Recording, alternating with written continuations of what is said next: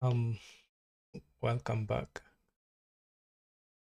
So today we'll be going through part 2. Let me set up the camera.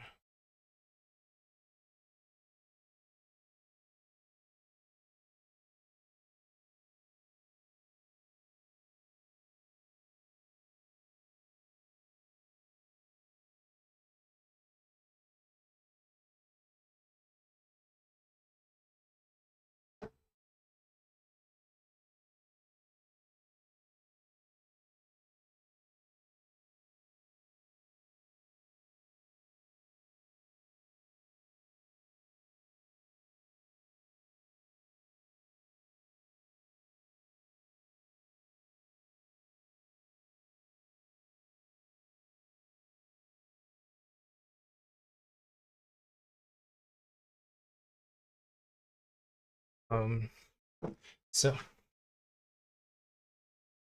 welcome back to another series. Hoping that I'll be able to complete this task today. So yesterday we did go through building the front end. Just a minute. Save it so that we actually go through it one more time.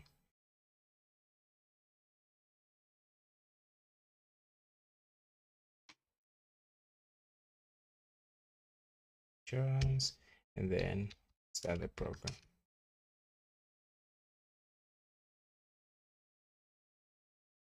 And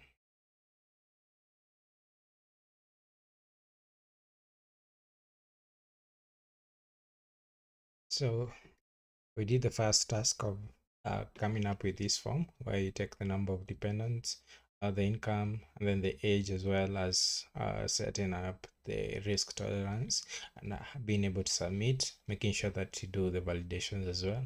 We came up with the sign in as well.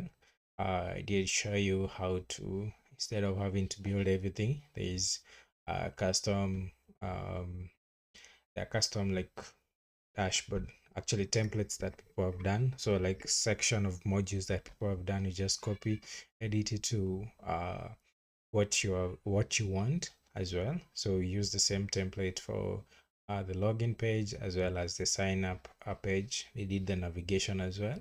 And then once you are done, now we had this.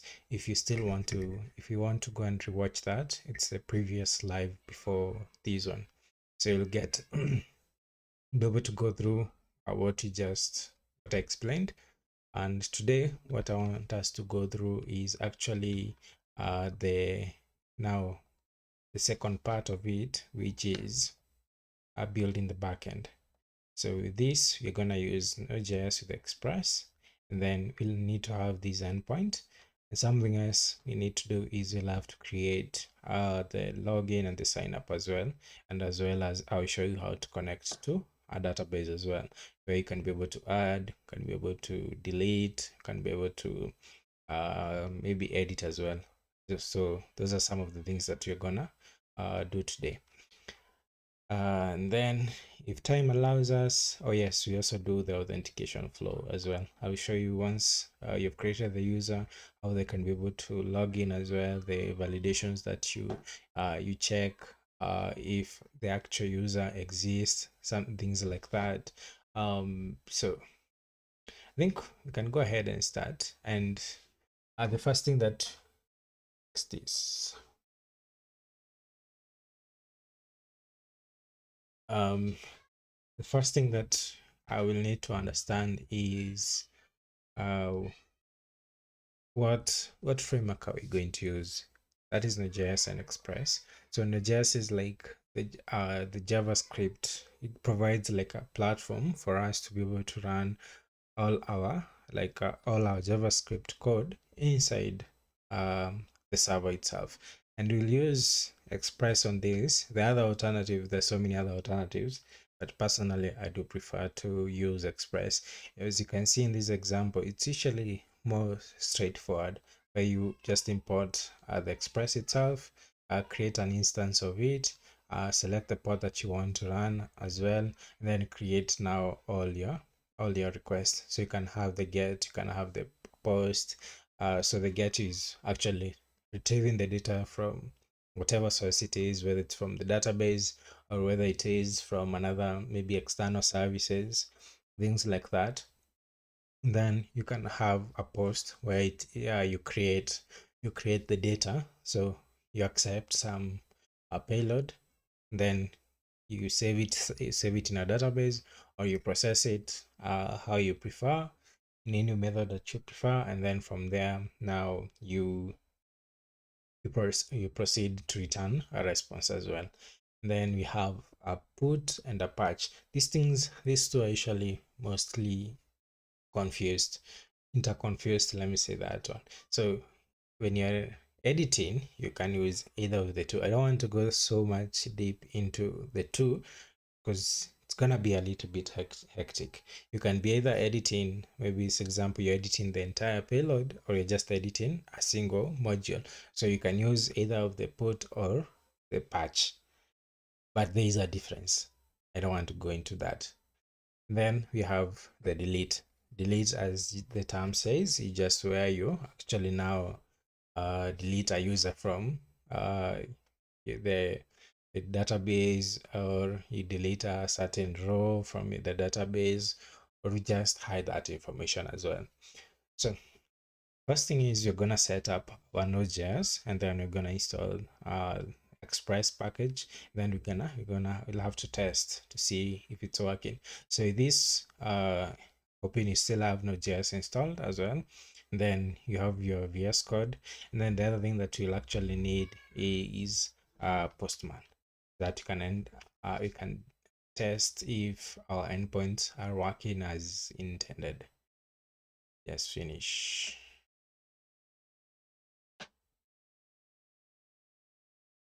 So, not sure why Google keeps thinking I'm not a human, but okay.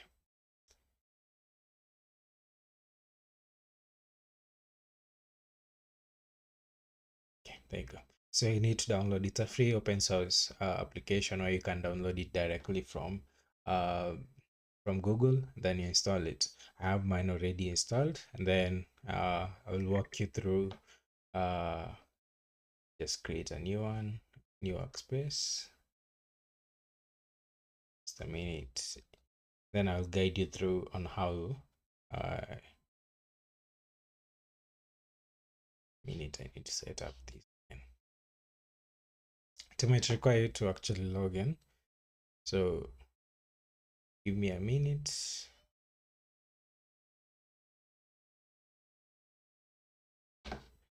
Just gonna go ahead and log in. Minute.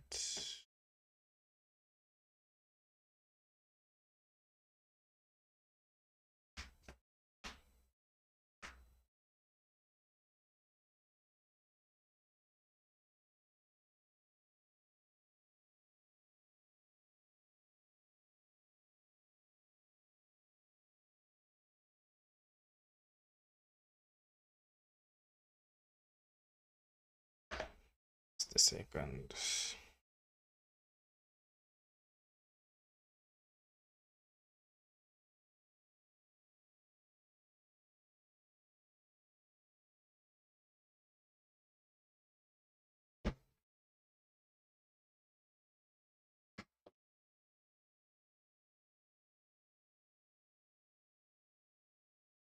It requests for you to create an account so that you can be able to use Postman.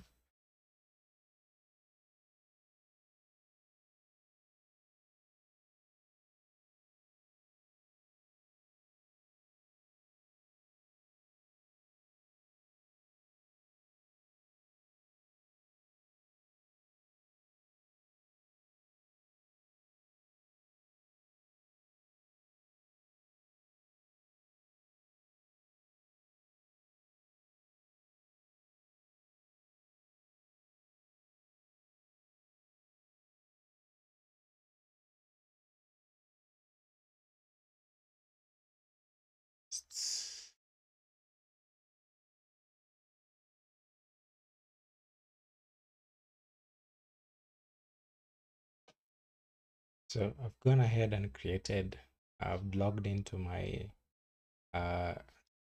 Postman over here, and I created some workspaces that I'll use, and then from there we'll be able to continue where we set up all these endpoints, and we make sure that they are working as well as intended. So give me a minute.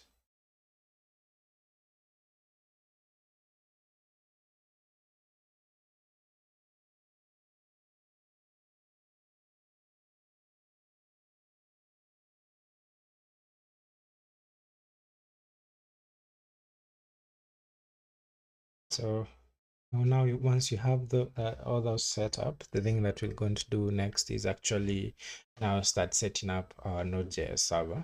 And if one of the things that we'll do is come to our browser, our VS Code, wherever we had our tutorial. But now I'll make sure that I'm not inside life insurance. So I'll make sure that I'm not in my directory. If you open your terminal, just close. You open your terminal and you detect that, example, you're inside life insurance. All you need to do is just go back one directory up. Then the next thing that we'll do is we'll go ahead and create a folder, and then you're gonna call it life insurance backend. That to differentiate the two. Then we'll cd into that directory. Then the first thing we'll do is npm init, so that we initialize Node.js into that project.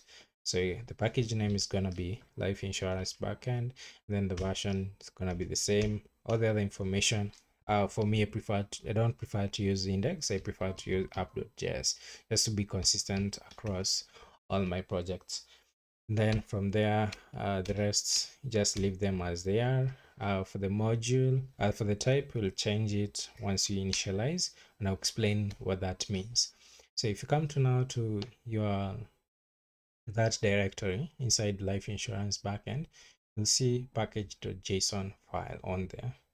Let me zoom in a little bit. So you'll see package.json, which has the information we are seeing, the name for the app itself, the version, description, the license, the other, the type, main, and then the script that we run.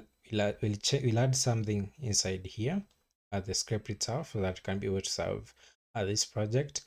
And also we'll change something here so that we keep it consistent from the front end to the back end, so that even if someone who is learning the new ECMA 6 can still be able to continue. The major difference between this and the other one is, if I create a JSON file here, if I for ECMA 5 is to do constant, for example, express is equals to require, then package name.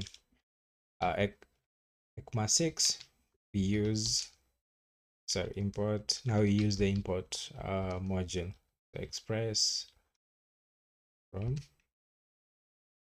express, like that. Adds a major difference. And because from our front end we have been using the import function, I prefer we just keep it consistent as well. So what we'll do is, on the package.json, we'll just change it from common.js to module, like that. That will allow us to use import instead of express. The other thing that now, once you've created your app.js, the next thing that we now need to do is now set up the application to actually run. And some of the things that we'll need to do is, we now need to install Express. So just copy the command in our terminal. Make sure that you're inside the folder. You do npm install Express, like that, and you'll find that now the package will actually be among the dependencies.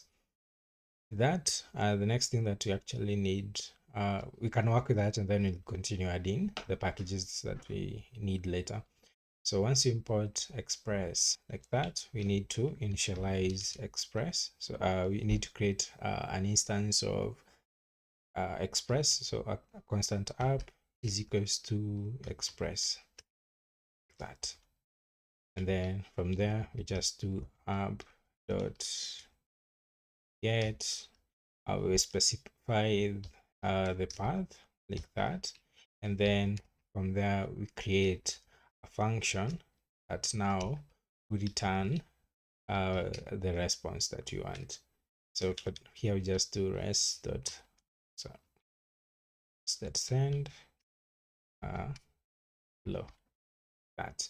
So it's that straightforward. You don't do much except, oh yeah, we need to get this, sorry, I forgot. So we get our response and a request from the payload. So the response that we're returning and the request that actually came in from oh sorry, I interchanged that. It's request and response. Request, then response. My bad. So whenever a user hits this endpoint, immediately to return a response saying hello. And we're gonna show that as an example. The next thing that we need to do is we need now to run our application. And we do that by we write app dot listen, the port that we want it to listen to. For example, on our side, I'm gonna choose 4000. Then from here now, probably I usually like to do this. The reason why I do this is just to know if my application is actually running, and that's by doing a console.log. That's to be consistent. I'm just gonna do constant port. It's gonna be 4000 like that.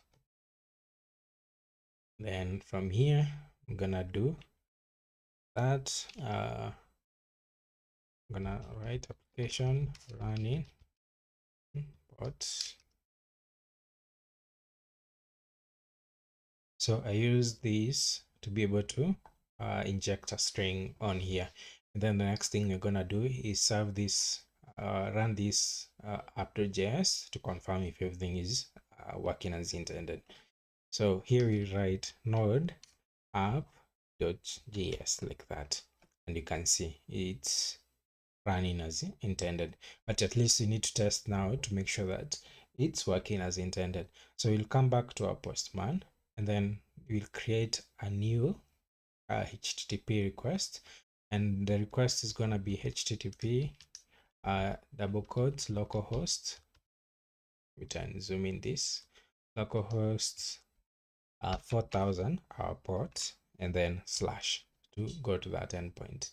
And as you can see, it's returning as intended, the way we wanted it to work.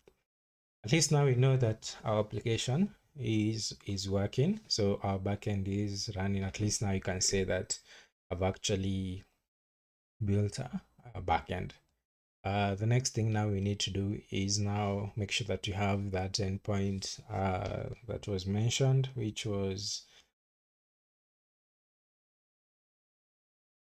get it from here, which was slash recommendation. And then we need to set up the authentication flow, where we need to ensure that the user is actually logged in. Then we should be able to save the same data into a database.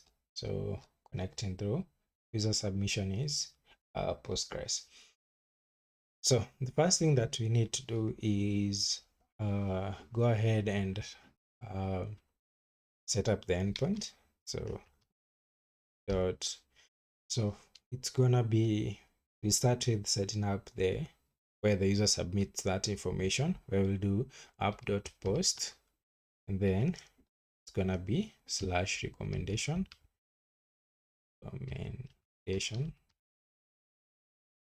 like that. I think I've written it wrong. It's gonna grab it here. Recommendation like that, and then we have our function that accepts a request, under response, and then there's a function over there which now is completed, which should now return a response. So for now, just gonna say response.send recommendation. So if you go to run this, the recommendation into our postman. So I'm just gonna copy this as is, and then I'll create a new HTTP request. I'm gonna paste it, and then this is recommendation, that, and then it's a post where you're supposed to send some data. So it's gonna be a JSON like that, and then sample, and then test. Let's see. So the error that we're getting is we cannot post /recommendation. The issue with this one is because our server right now has not detected that there were changes that we made to this app.js. For it to detect, we needed to quit the server, start it again. Now if we do this, it actually works. And you can imagine how tiring that can be. If you make a small change, you want to test to know if that is working, and then you have to keep on quitting the server and starting again. That can be hectic. We have a package that actually solves that problem for us, and that one is called NodeMon. So if you search for NodeMon, you'll find npm, and then we have the NodeMon itself. So just copy the installation npm dot. So I'm gonna quit it. I'm gonna do npm dot install NodeMon, and once it's done installing, we're gonna go ahead into the package.json. Inside the script, just after the test, add a comma, and then add a function, a key value. So since it's development, I'm gonna call it dev, and then I'm gonna say nodemon like that, app.js.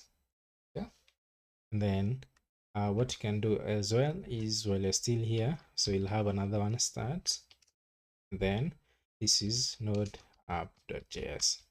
So if you want to run our application in development mode, we run it in dev so that any changes that we make automatically detected. If you want to run it in production, we'd use start and then node.app.js.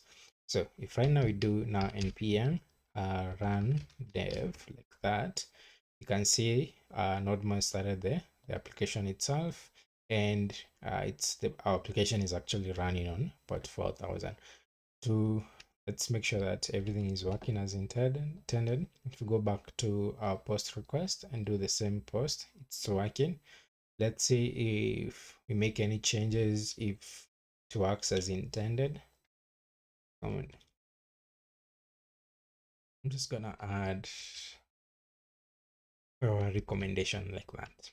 Then if I run it, it works. So that hassle of having to keep on restarting our server has now been taken out from that weight has now been removed from us. The next thing that now we need to do is be able to connect our application to a database. And the database that we're going to use based on our recommendation was actually PostgreSQL. What you need to do now on your machine, just search for PostgreSQL, and then make sure that you install it. So just go ahead and click download for the OS that you're using, whether it's on Windows, Mac OS, or Linux. Just go ahead and download. For me, I'm on Mac, so I just went ahead and downloaded it. I already have it installed, so download the latest version for it, which is 17.5. Make sure that once it's installed, also you're gonna get another application called pgadmin. this is where you'll be able to see all your database over here. So the first time you set it up afresh, you're gonna see all these, and I know it's gonna be a little bit confusing. What I'm gonna do is I'll register a different server. Actually, no, I just want to create a new database. So once you connect it, remember the password that you save it somewhere. While you're installing it, it's gonna request you for a password. Ensure you remember that password because you'll be using it over and over again. The next thing that you need, I'll create a database. So I'm gonna call it tutorial, like that. And then I'm gonna save that. So as you can see, I have a list of database over here. Just gonna ignore that. And then now we need to connect to this database. So to be able to connect to the database, you can choose to do it manually, or you can use something called an ORM. An ORM is like, it helps you like manage, the best way I can explain this is you don't have to worry about all those raw queries that you'd have to write, and all those joins, and kind of keeps all your code a little bit more organized. Let me say that. Is except for that, having to have all those select queries on, or things like that. So for us in Node.js, you have something called Sequelize.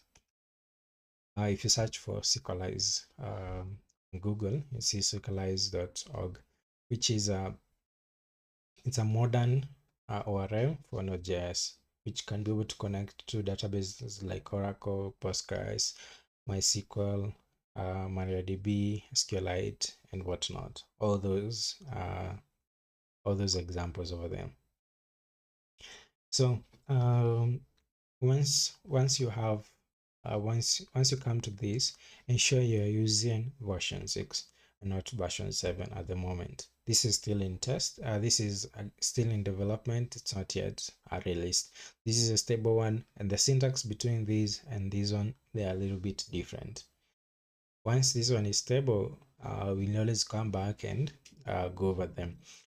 Just go over a little bit high level. So you create your schemas. So the schemas, these are your tables in the database, and the what do you call them? The column and the data type that it has. For example, a user has a first name, a last name, like that, and their data types are string, should not allow null, things like that. And then the thing that we need to use now is maybe to create a user. We need to find things like that. We need to create our recommendations. We need to find them. So I'll walk you through each and every one as we do it practically. So for now, what we'll go ahead and do is we're gonna go ahead and install Sequelize. So we just copy this command, the first one, then come back to our editor. Just gonna quit the server itself, then I'm gonna install it. While it's installing, actually it's done. We need now to install we need a connection to Postgres. So if you're using MySQL, you can use this. If you're using SQLite, all of them are all over here actually. So I'll copy the first one because I'm using Postgres. Then I'll paste it, and then once it's done, I'm gonna go ahead and create. The first thing that we need to create is our models. So the models are the replica of the tables that we have in the database. And the first one, remember, we need a user table, and we also need a recommendations table. So we start with the user table, and then we'll move on to the recommendation. From while we are inside the backend itself, I'm gonna go ahead and create a folder, and I'm gonna call it model, like that. Inside there, I'll create a user.js, like that. Okay. Oh, before we do that, we need to create the connection to the database. I forgot about that. So what I'll do is inside here, inside the root folder, I'm just gonna go and create let me call it helpers for now. So helpers, and then inside there, I'll create a db connection file, like that. Then go back to our documentation and see how you're supposed to connect to the database itself. So what we'll do is you need to copy this. Let me copy the first two and then I'll explain what it does. That. So we have the SQLize. We have the SQLize itself. Import the SQLize from SQLize. Remember, we are using import. So just change this real quick to SQLize. From SQLize like that. So once you import, the next thing that you need to initiate is the connection to our database. So for Postgres, we say our user. Remember the user that you created. Most of the time, you'll find that yours is like Postgres, then the password itself, then the URL, then finally the connection. This one is always going to be constant, and then we have the DB name. So for us, we called it, sorry. I don't like this setup because let's make sure that we have export SQLize. Export default. I don't like how this one is looking because that means if I push this code to a GitHub, all my credentials are gonna be exposed. So what do I do to prevent that from actually happening? I'm gonna create, while inside this folder, I'm gonna create a .env file that where I'm gonna save all my data, the credentials that I don't want to push onto to the public. And the first one is I need to save the user, I need to save the password, and then also the URL and the database itself. Because if someone is able to get a hold of this, because sometimes you'll find that this URL is a public URL. There are so many things that they can actually do to a database, which is not good, by the way. Because they can come and delete stuff, they can come and add stuff randomly, and it will just try take you down just because I can, and which is wrong, and I do not recommend that. So first thing that I would say is we need to set up all this configuration, and to be able for our application to be able to detect this .env file, what you need to do, you need to install .env configuration. So npm .env this, then just copy it as is, come back to our terminal, make sure that it's installed like that. And then next thing that we need to do is come back to our DB connection, import I'll call it v,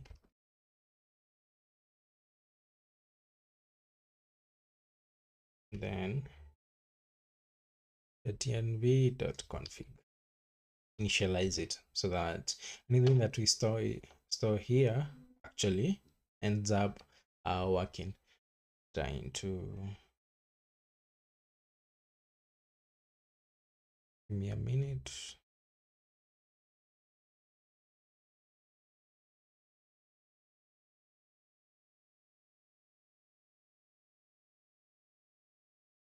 So we start setting those things up. So you start, this is on the .env file.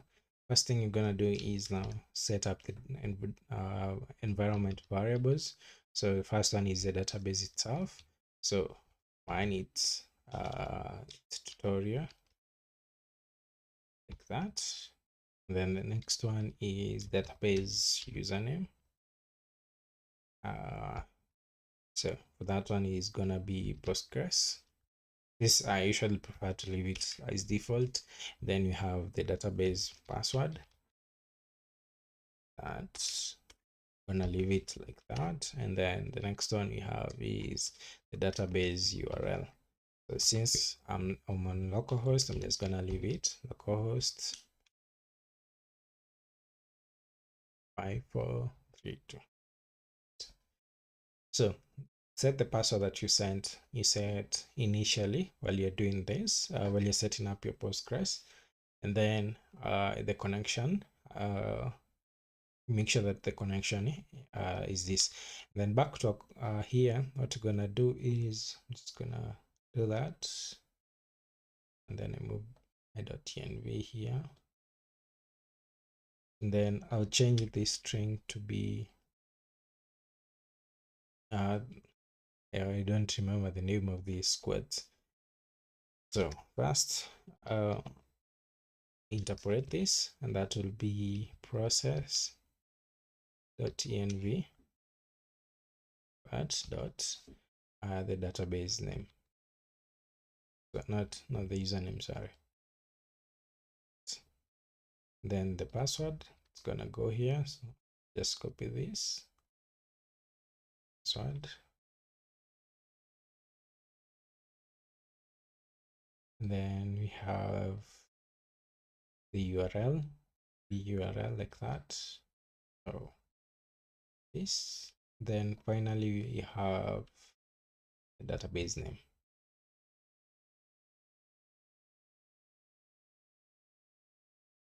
Says.env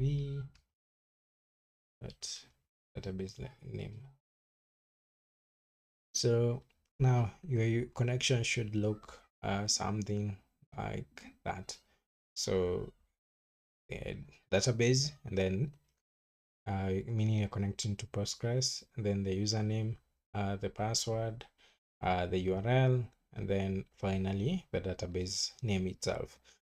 Once you have all this here, and make sure that you're filled in all your information over here, I'll come back now to our model itself, and the first thing that we actually need to do is now go ahead and import this connection. So I'm gonna call it constant equalize is equals to, sorry, using import equalize from helpers db.connection. Okay. Then the next thing that we need to do is create import the data type itself. So import, now I'm gonna leave it like that from equalize. And then from here we have data type. If you go back to their documentation, equalize when you're creating for so the connection to the database itself, because I do not want to keep on creating, then you need to import the database itself. This is why I'm using equalize at the moment. So the way it is, this is how it's supposed to be. So once you import the data type, the next thing that we'll move now to do is creating the actual model. So constant user is equals to equalize dot define. We're defining the model itself, the name of it, so in our case is user. And then the next thing that we're creating is now the data types. So the first one is I'm gonna keep it simple. So the first one is just the email. For the email, I'm gonna make sure that the type, sorry, it's the type, its data type is it's string. Okay. Then we'll add allow null, that should never be null, which is false. And then it should be unique. And then you can add validate just to confirm is email that. So that you ensure that it's always gonna be an email. We don't expect anything that is not an email. It's an extra check that you have apart from the ones that we were checking before we even insert the database. And before you even get there, the first thing that you need to create is the primary ID, which is, if you call me mine an ID, and then the type for it, it's integer like that. Then the primary key, true. We set it to auto increment that. And then finally, but not least, is the password.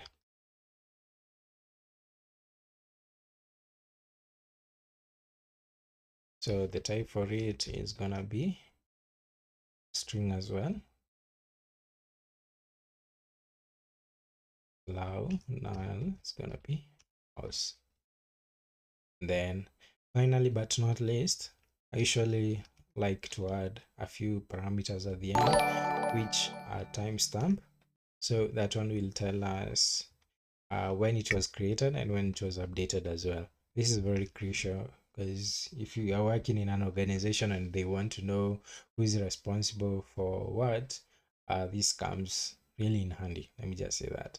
Then the next one that you have is paranoid. What does paranoid actually do?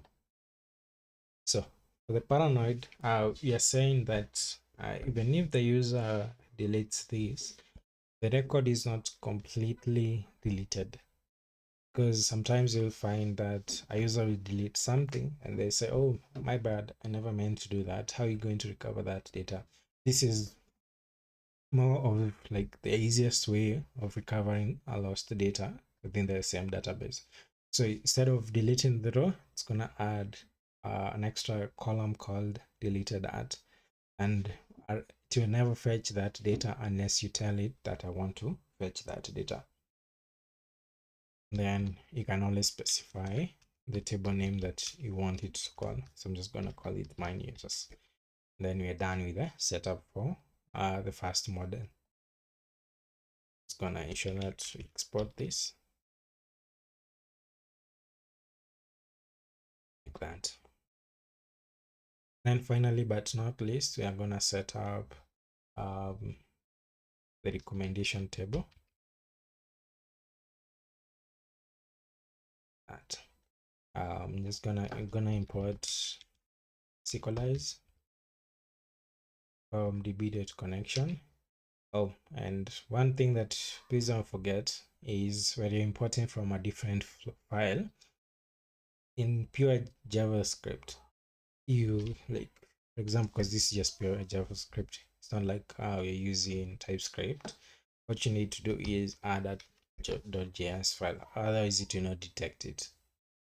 So here, just add that as well. Then back to here, import data type from SQLize. That be inside type, and then gonna create the instance itself. So recommendation goes to SQLize that define the table itself, give it the name.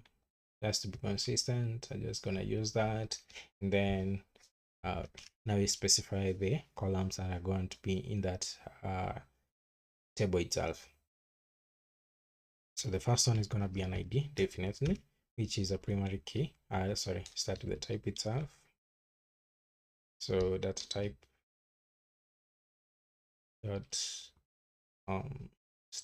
integer. So then we have primary key, which is true. We have auto increment, which is also true. So for the data type can be an integer, or it can actually be a big int. This all depends with the size of the data that you're expecting. An example, Telegram now they are beyond integer, because you all know the bit size for it is going to be that 2, which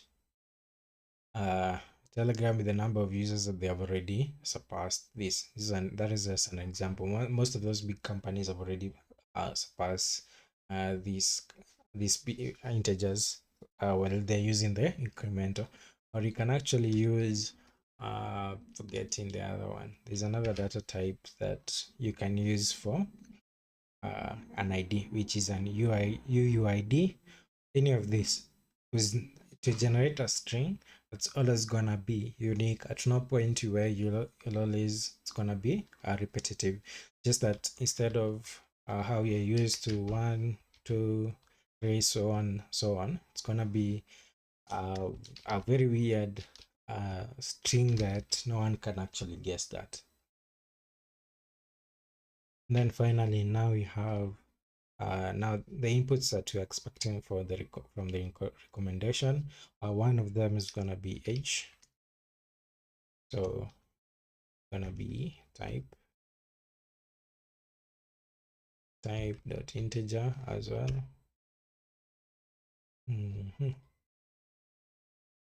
Then we have the primary key.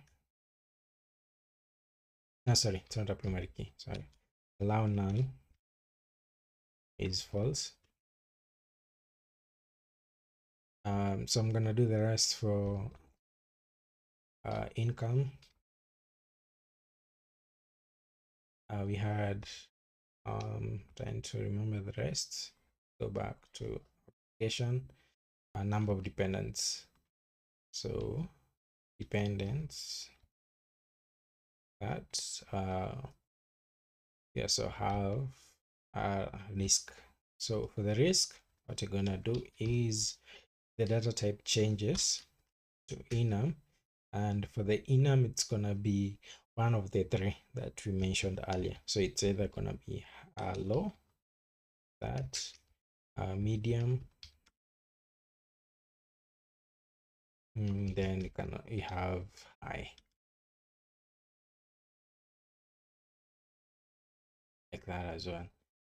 Finally, we can say the default value for rate is gonna be low, be consistent at least. And finally, what you need to have is the three things that we said. The first one is timestamp. So this will have created that and updated that. And then we have a paranoid, prevent accidental deletes unless you actually know what you're doing. And then recommendation, sorry, table name is gonna be recommendation.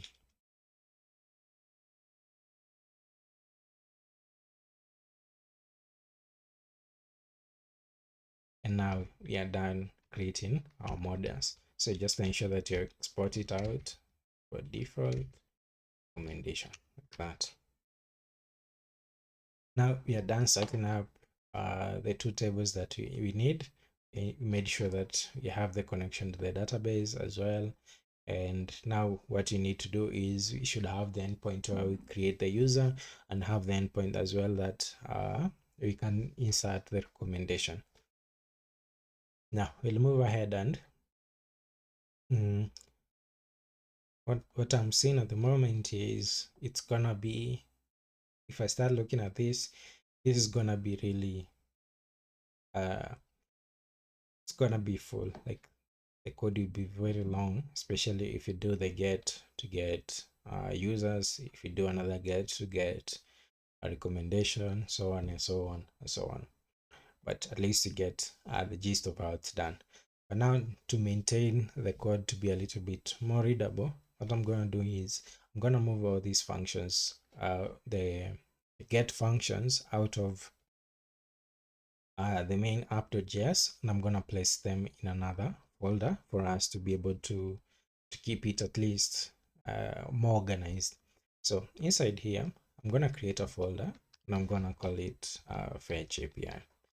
The reason why I'm calling this is sometimes I usually end up doing maybe a combination of an Express.js application together with a GraphQL. So a little bit of both working together depending on the client needs.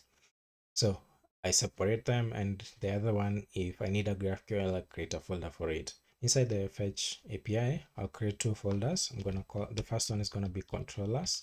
So the controllers will have these functions, these only. Then here, and I will have the roots. So for the roots, they're now gonna define what these endpoints that a user can actually get to. Uh,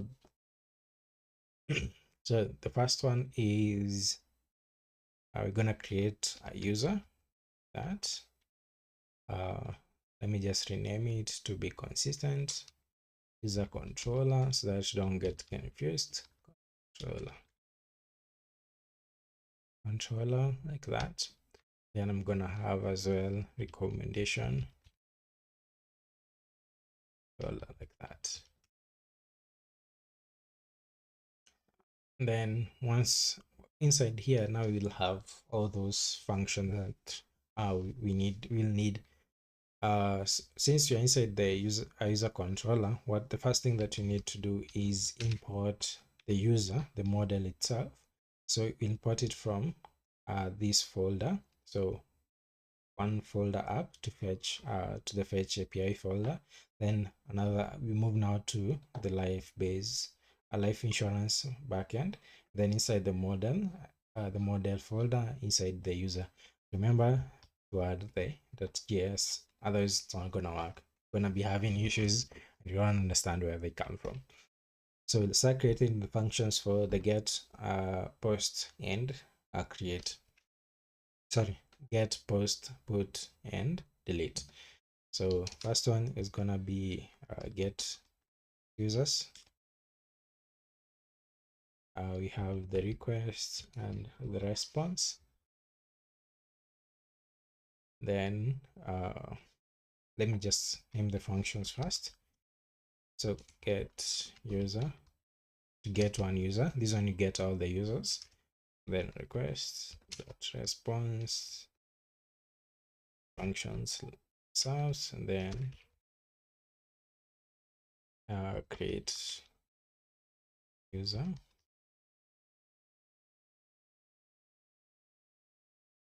And then response. That finally, actually, yeah, let's constant update user in the response. Then we have delete.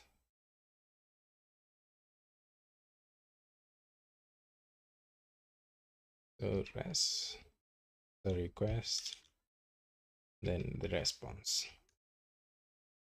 So I'm using all of them. I'm using our functions, and then I need to ensure that export them out. So get user, get users, then I create user, update user as well,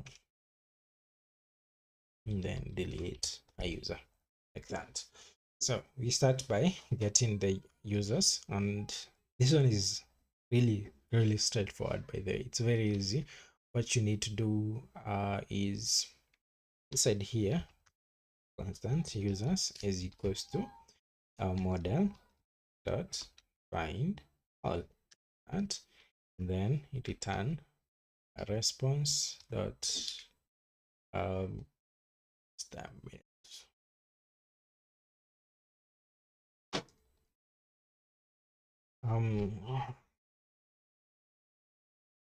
return the status. So it's 200, and then .json, so that return it as a data, and then the data itself having the list of users like that. So this response code is, as you can see previously in our endpoints, there was this one. So you can always define the kind of response that we want to return to the user, whether it's 200 to 1, 500, 400, all those. And you can always find a description of those HTTP codes if you just do mdn HTTP codes. So let's find a description of what all these codes mean. So like the request succeeded, it was created, accepted, maybe there was a redirect. At least now this will give you a more detailed overview of what all these HTTP codes mean. Back to our code. Now, sometimes I usually like to wrap my code inside a try catch because you never know what happens. Because sometimes maybe you wrote something wrong here, or some logic inside here just fails. So what I do is I wrap it inside a try catch, and then I'll return response.status of 500. Then I'll just say message something went wrong. Because if I don't wrap it like that, it ends up it makes my server to crash, which is so weird and I don't like it. So I'd rather catch the errors instead of having to make the whole system fail for everyone, just for that particular user that was trying to do something that did not accomplish.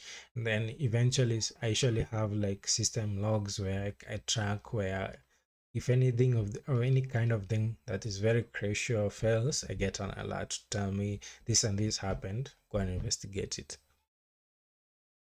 Now back to here, so something went wrong, that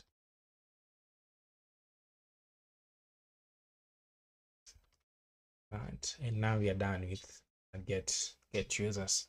I will do the same thing for get user. It's the same kind of concept. So start with the try catch.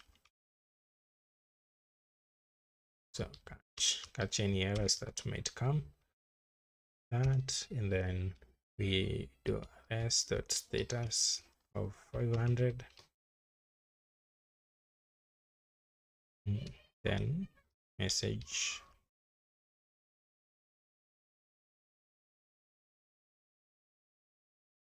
something went wrong. To get one user, what I do is constant user is equals to user dot find. You can find one.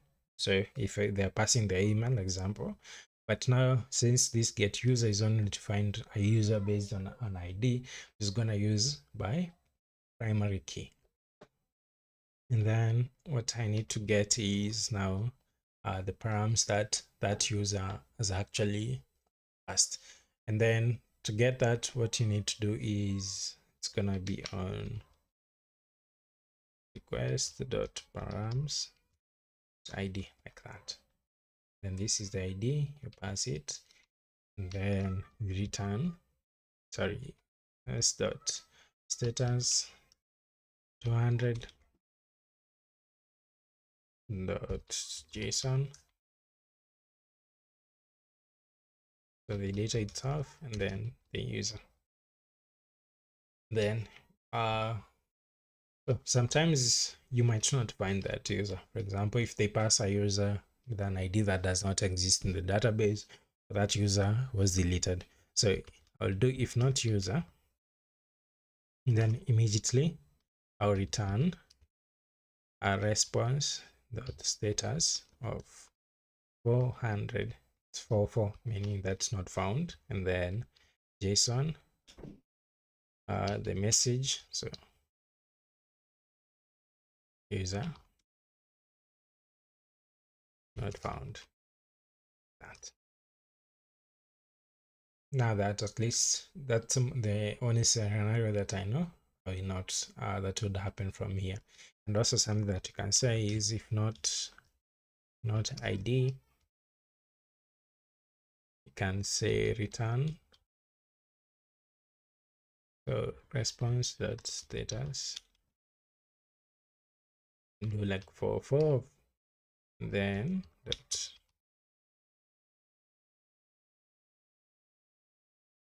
message ID is required.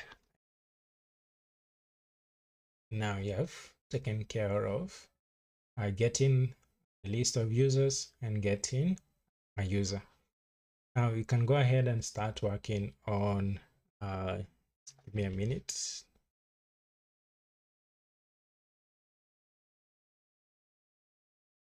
Hello. Poa sana. Naweza kupigia in like 30 minutes hivi.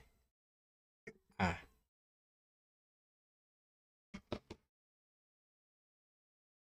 um, sorry about that. So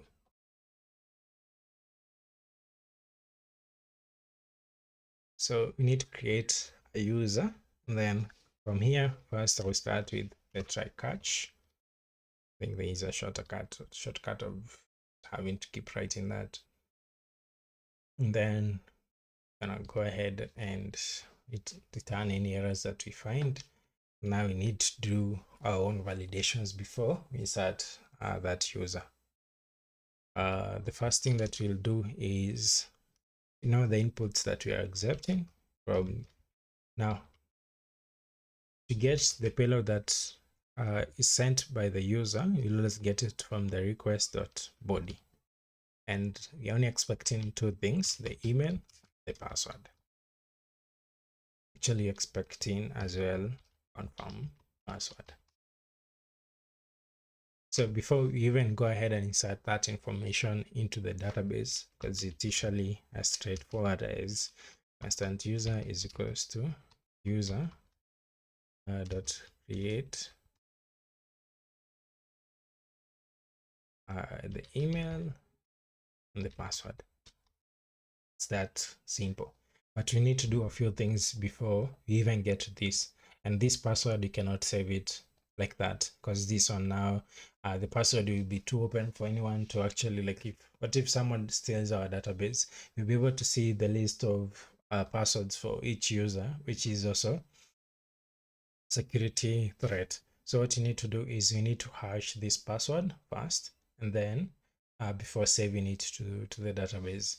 And by that, now first you do the validations, and then you hash the password, and then you continue. What you'll do is you'll check if this is a valid email. I'll create a helper for that as well. So validation. Actually, I'm just gonna go back to our previous project, but I'll explain it. I'm gonna take the command itself, and then back to our validation. I'm gonna paste it. Since you're not using TypeScript, I'll remove that. So we are validating this email if it's an actual email itself. So the email that will be passed by the user has to be an actual valid email for it to work, for it to proceed. So we have this validation. Then we'll make sure that it's important. So we check if not valid email, then you pass our email that return response dot, you need to return, that doesn't proceed. Status, gonna say need to get the best error message will be trying to get the code itself. So 400 is bad request, so the server cannot process the request due to something that is perceived to be a client error. So from there, say JSON message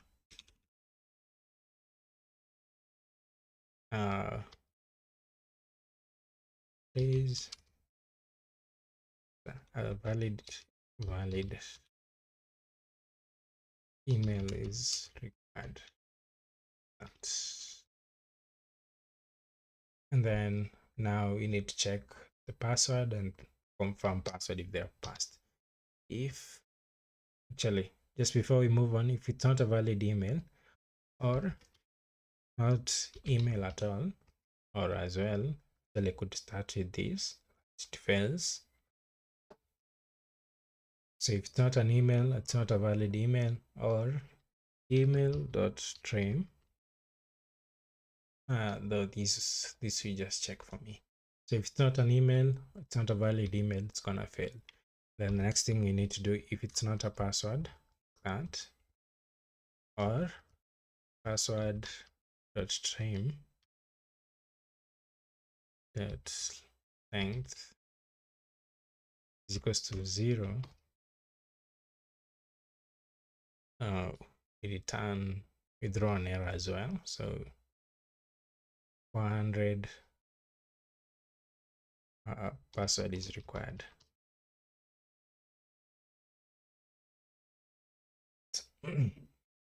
Then we need to do the same thing for the confirm password. So I'm just going to go ahead and duplicate this as well. That's so is it required. Final check that you need to check is if password not equals to confirm password, it's gonna say, go ahead and copy this, say password does not match, like that. Finally, but not least now, the last validation that you need to do once all this actually pass through is gonna be checking if this user exists. So existing user, so that we don't create a duplicate user. So user dot find one. So I need to standardize the emails. The easiest way to do is let me call it lowercase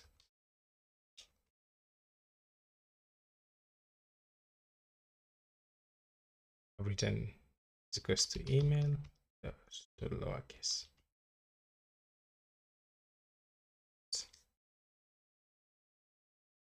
Yeah. Then now you should make sure that the email that you're looking for is like that. If you find that the user exists, that will say turn an error saying user already exists. So ensuring that you don't create this an existing user, ensure that we search for that user, and then if you find that the user exists, ensure that you return either an error so that you do not end up creating the same user. Also, I need to trim that email so that there are no spaces being passed into that. Now we have all this. The last thing that we need to do is hash that password, that we just don't save the password in a plain text, which is very, very, very risky. I believe most of you have seen those leaked, maybe leaked passwords. Whenever you maybe have gone to a website and then randomly Google tells you need to change your password because your password appeared in leaked databases. What happens is you'll find some of those websites, they just save those passwords in plain text, meaning that whenever that their system gets hacked, a hacker can be able to extract that database, see their password, and then they'll go to any of the websites that they think that you could have signed up and try to log in with that, because most people actually do end up reusing the same passwords. Now, to prevent that, we need to first hash our password before we save it. Then here we just need to save the lowercase email. To do that, we'll use a package called bcrypt.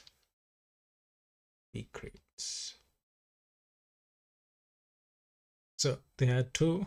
I'm trying to remember which one to use. That's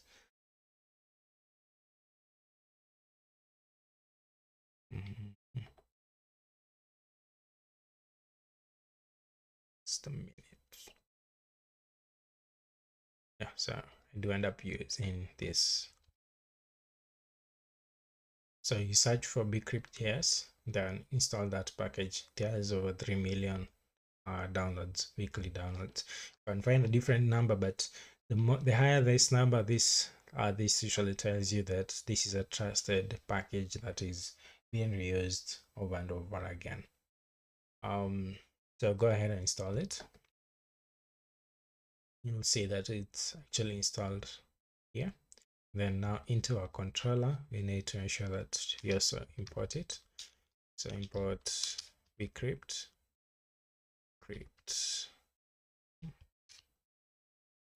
yes, like that. Then inside our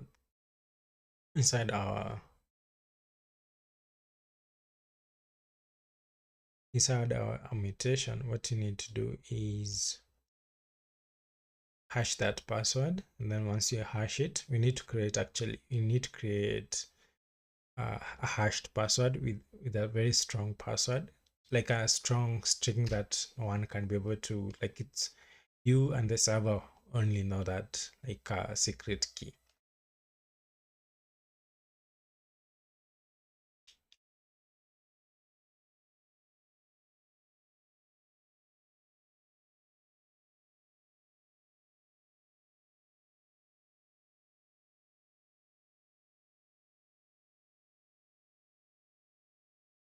Give me a minute, trying to get something here.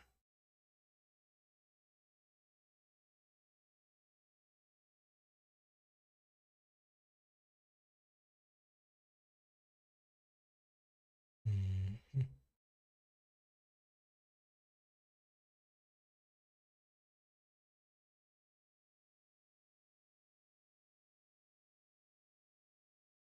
So to create our encrypted password, what you need to do is come here, create a function, constant hashed password is equals to await. Now, because you are using the await keyword, actually, come to think about it, I completely forgot about it.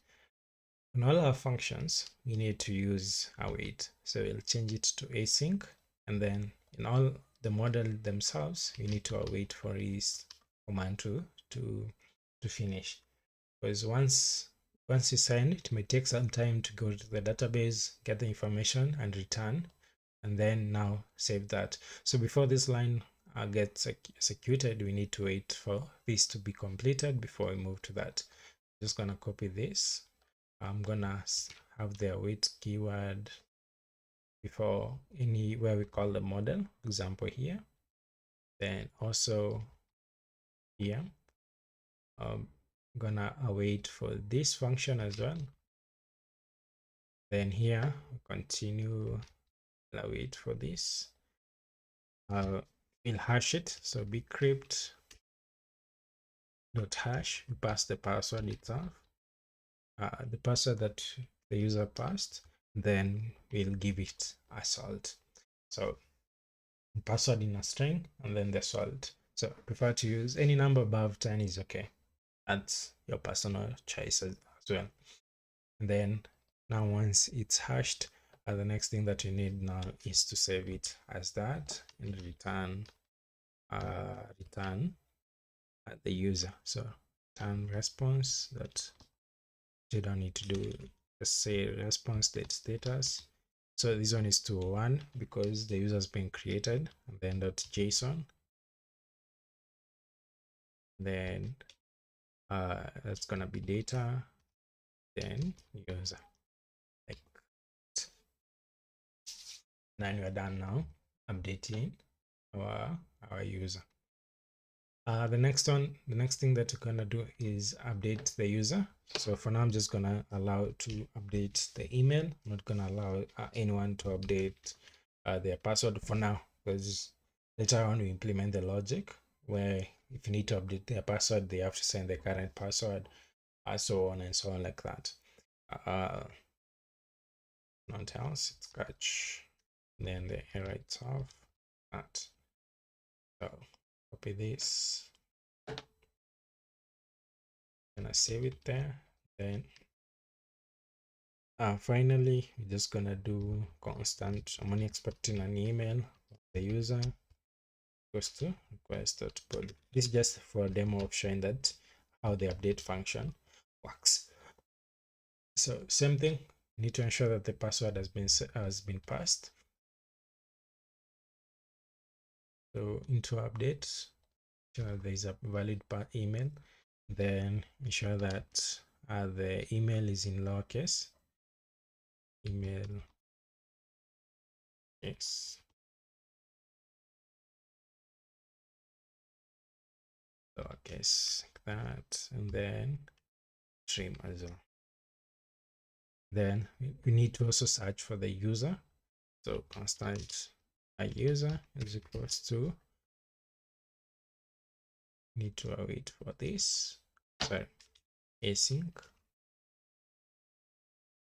await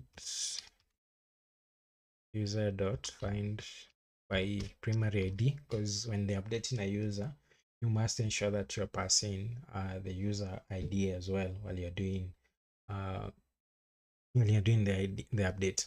So sure that you have the ID here as well. Constant ID is equals to start bar so ID. Then if not ID, return message. ID is required. And I think we should actually start with this before we even check if the email is valid. Then we do pass the ID like that. If not user,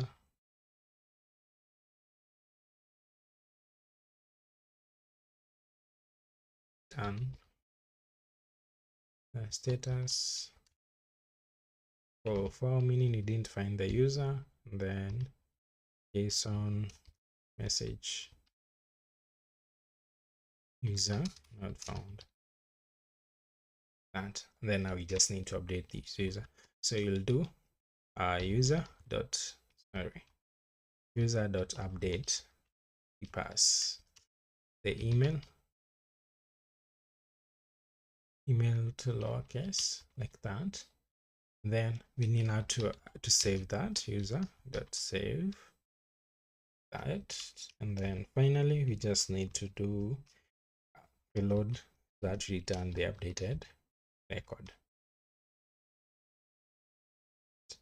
Then rest.status 201 just 200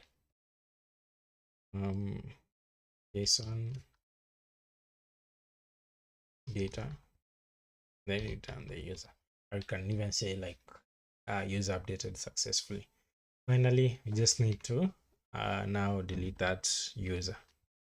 So have the try catch, then we return this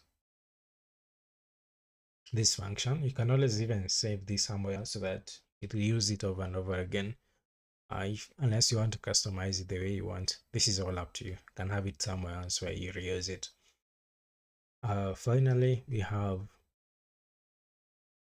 we find the user first. So it's gonna take this. It is. So they have to pass the ID. So you look for the ID from the params. Then once you have it, you search for that user to ensure you're not deleting a user that does not exist. So it's equals to await find by primary key, pass the ID, ensure that you have async on, not user. I say return status for JSON message user not found.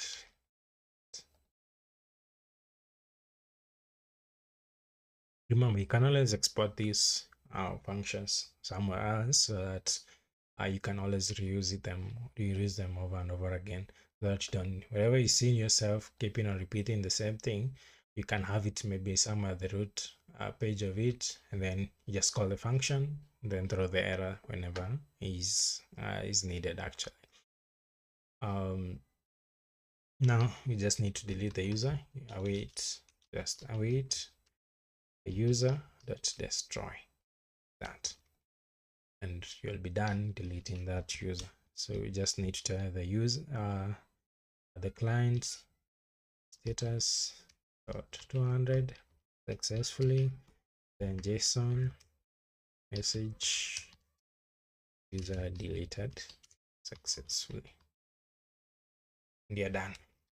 We're now done with all the functions. So for the get users, getting one user, creating a user, updating a user, and then deleting a user as well. From there, the next thing that now we need to do before now we do the recommendation is to ensure that now we have routes, each individual routes for all these functions as well. So inside the routes, I'm gonna have a user route. I'm naming them this way so that it's for you, whoever's gonna use this project, for them to be able to use that function over and over again. So here we're gonna import Express from Express like that. And then it's gonna be a little bit different over here because gonna use something called a router. So it's gonna be, instead of, you remember from here what we did is we had app express like that, and then call that function to initialize it. Since already you have it initialized, what you need to do to access from here is just the router itself. So express.router, that, so that we just use this function and then we just continue building up on whatever is already existing. From there, now we now start defining all our functions. So that's import from app controllers and then user controller.js. Please don't forget to do that. Please don't forget to add this. Got to do this. From here now we get all our function, the create user, we get the delete user, get user, get users, and finally update user. And then from here individually we need to create each and every endpoint for it. So what you do is router.get. So the first one is /users. Okay. Now after that, we usually the best way to explain what I'm about to do will be, first one is usually the route itself. Then here you can have as many callbacks as you can. So for example, I have the middleware to check if whoever is doing this is authenticated. I'll have maybe is out over here. And then if it's an upload, I can have upload file over here, so on and so on until you're done. The only right now I don't have any of these functions. So I'm just going to go ahead and call our get user straight from here, and I'll be done with that. Same thing, I'm gonna just duplicate this for getting a single user. So catered for all this. This is my personal choice. There are people who prefer to do it a little bit different, where they say maybe get users, get a user, and then for example, creating a user, they'll have like create user like that. Me, I prefer to just, the only thing I do is just change the method, that whoever is kind of using this system from the front end side, they know like all I need to just do is change just the method based on the function that I want to do. So for a post request is gonna be that. Then for a patch, I'm gonna use a put or a patch, or I can have them both. We're just gonna go to the same endpoint like that. So for put and patch, I'm gonna use the update like this and like that. You can have one, you can have both, but there is a difference. Please note that. Then finally, we have the delete function. That sorry, delete, which is delete user. Make sure that we export delete export default router. Do will be done with now the whole user component at least. Now, just to make sure that now you're using that as well from the home page, sorry, from the app.js, what you need to do is import user controller, sorry, user root from. So you're gonna go into fetch routes, then user root.js like that. Then just below after that, you'll have app.use user. That's it. So you'll do the same thing for the recommendation, making sure that you have the endpoints. We have the routes, but I think right now what you should do actually is try and connect to the database and then see if you can be able to get users, you can be able to create. And then if everything is working as intended, we move now to the recommendation as well. If that sounds good.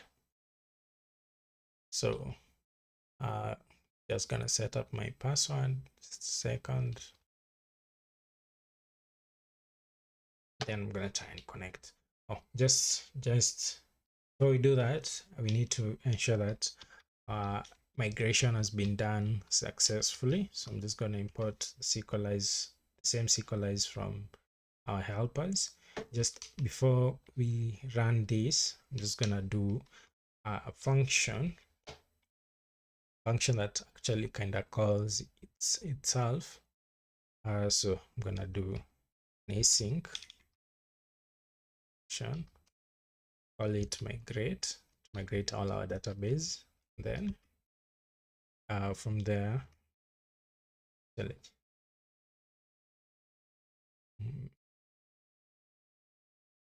I need to do that. Just a try catch. Await SQLize dot my sync. Then just to know when there's actually migrated.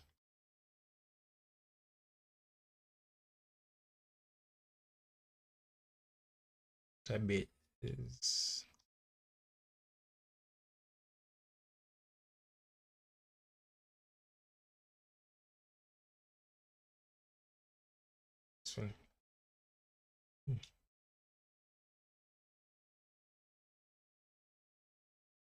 successfully.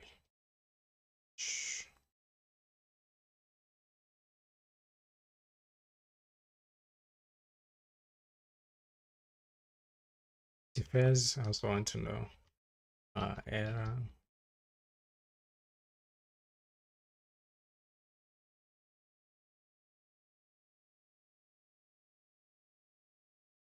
of the actual error itself. That. And then finally, I'm gonna just call this function. Ensure that we migrate the database before we even start doing any kind of functions. So I'm gonna go ahead and test to see if everything is working as intended. So npm run dev. Something actually failed. So from here, let's look at what is wrong. Okay. There you go. So called my database the wrong way. Changed the Yeah, and there you go.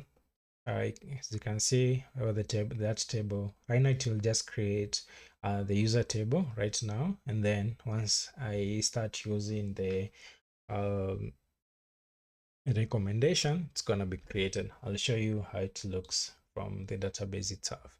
So if we come to the schemas, so database, the new database itself, the tutorial one, come to the tables, and then you can be able to see that you have uh, a users table, and it has all the columns that you had defined: the ID, the email, password, created that, validated that, and updated that as well.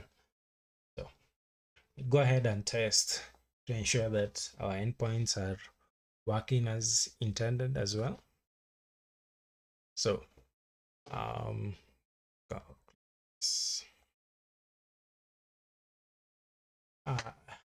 let me create a collection so that this becomes easy to reuse. So I'm gonna call it tutorial.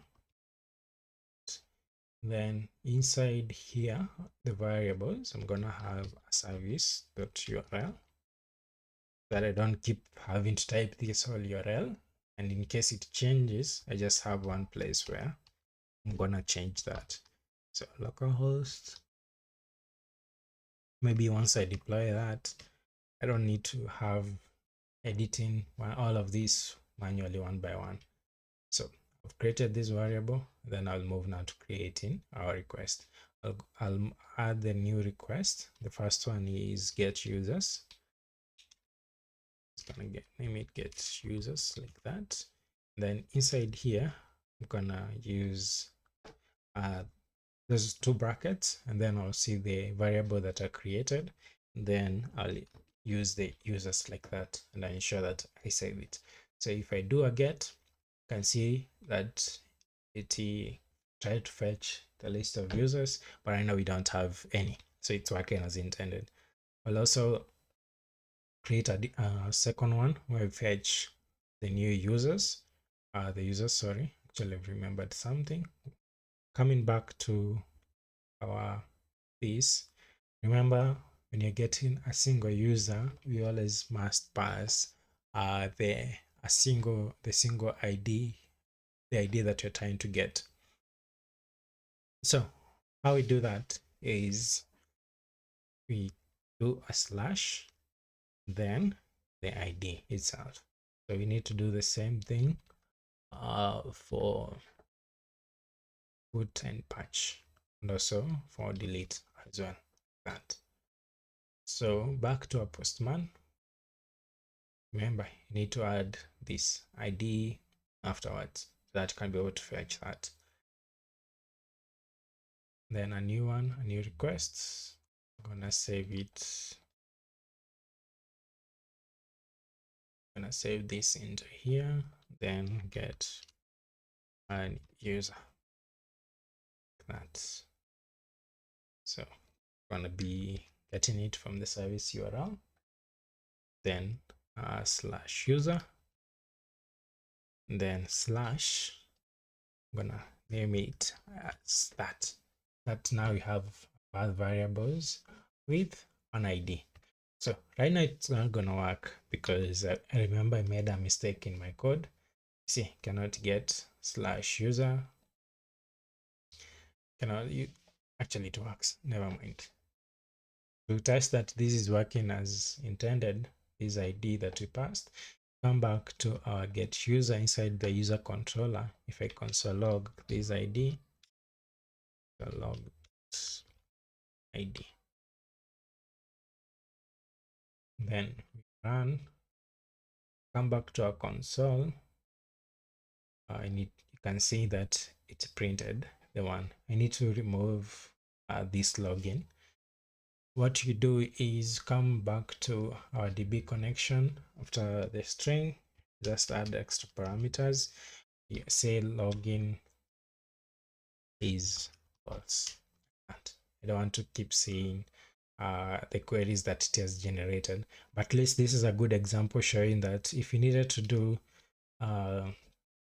write the manual queries, this is how you would have done. So you'd have selected all the columns that you needed, and from the table itself and then ensure that you're looking based on a specific ID.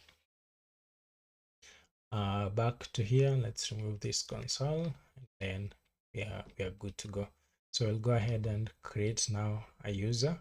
So add a request, create a user, so service URL, sorry, and then user. That. So it's a post request, it's accepting a payload. So it first tests with an email, a garbage email like that, to know if our validations are working as intended. Something went wrong. Let's figure out what that is. Back to create user. Let's say what went wrong. I'm just gonna add an extra here. So log.error. So if I send that, coming back,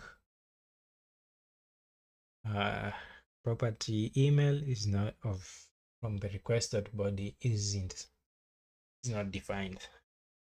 The problem with that is because Node.js is not able to figure out what it is that you are sending from the from our request, that is. So we need to add an extra package so that we can be able to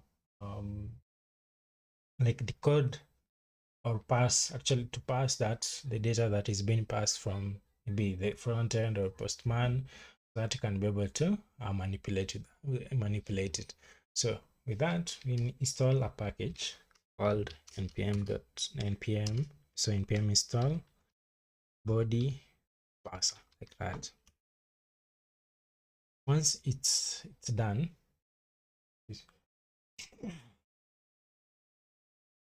once it's done, I'm gonna come from app.js. I'm gonna import body parser, that, and then just before our roads, you need to do app.use body parser.json like that. Yeah, that's, if we run now our server again and we run the same request, see, it works now.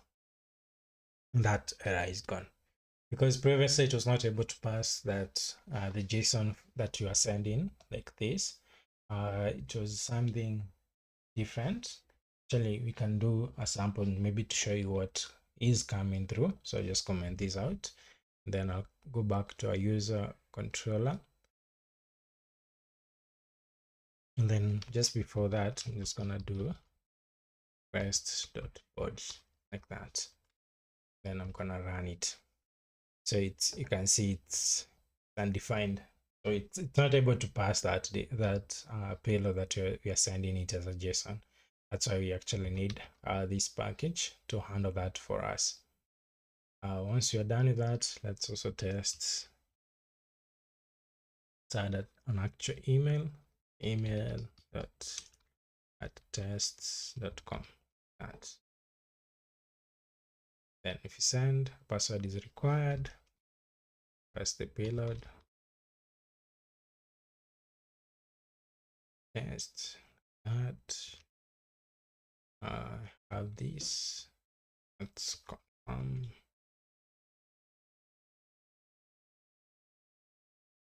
Remove the last one.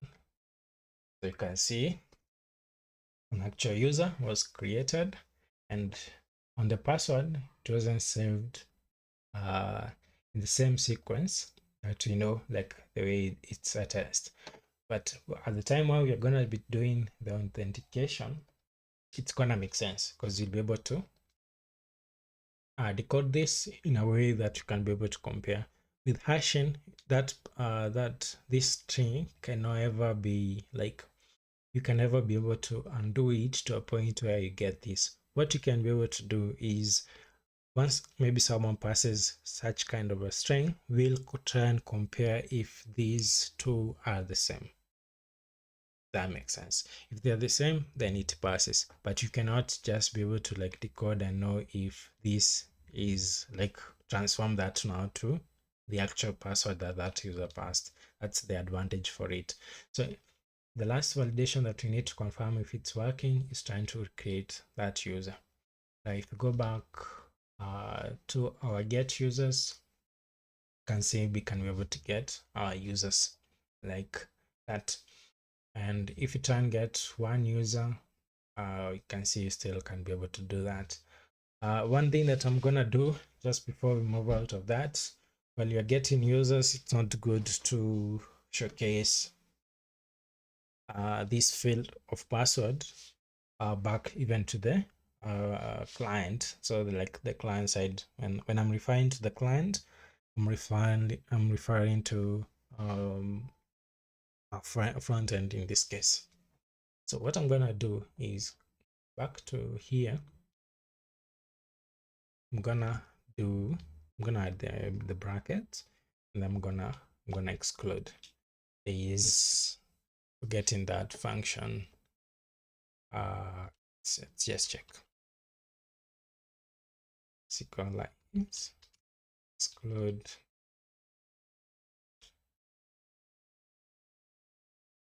field. This. So the attribute. So what you do is the attribute, you exclude the password.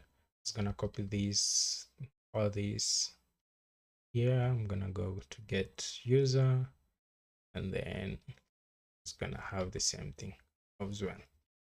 So if now it's trying to fetch the users, you can see that field is omitted, but it's there. This is just an extra security just for our database. Sorry, for our users, to ensure that there is no unnecessary field that you're passing onto the client as well. Same thing appears when you try and get one user. See, the password is not included. That's how you do, like, you exclude specific fields from the data that you're returning, just in case you want to return everything else except for that particular field. So we can save, can do an update as well. Update user at then user like that. Parameters, it's ID1, then the body row JSON, just pass the email. So test email.com. You can see it didn't update as intended. Okay, now let's, oh sorry, I'm doing a get. We are put, save that, you can see it did that, like that. That is working. The same thing should work for patch as well. Try, let me just, let's see, it has changed. I'm gonna do back to test. Then finally, I'm gonna delete that user. So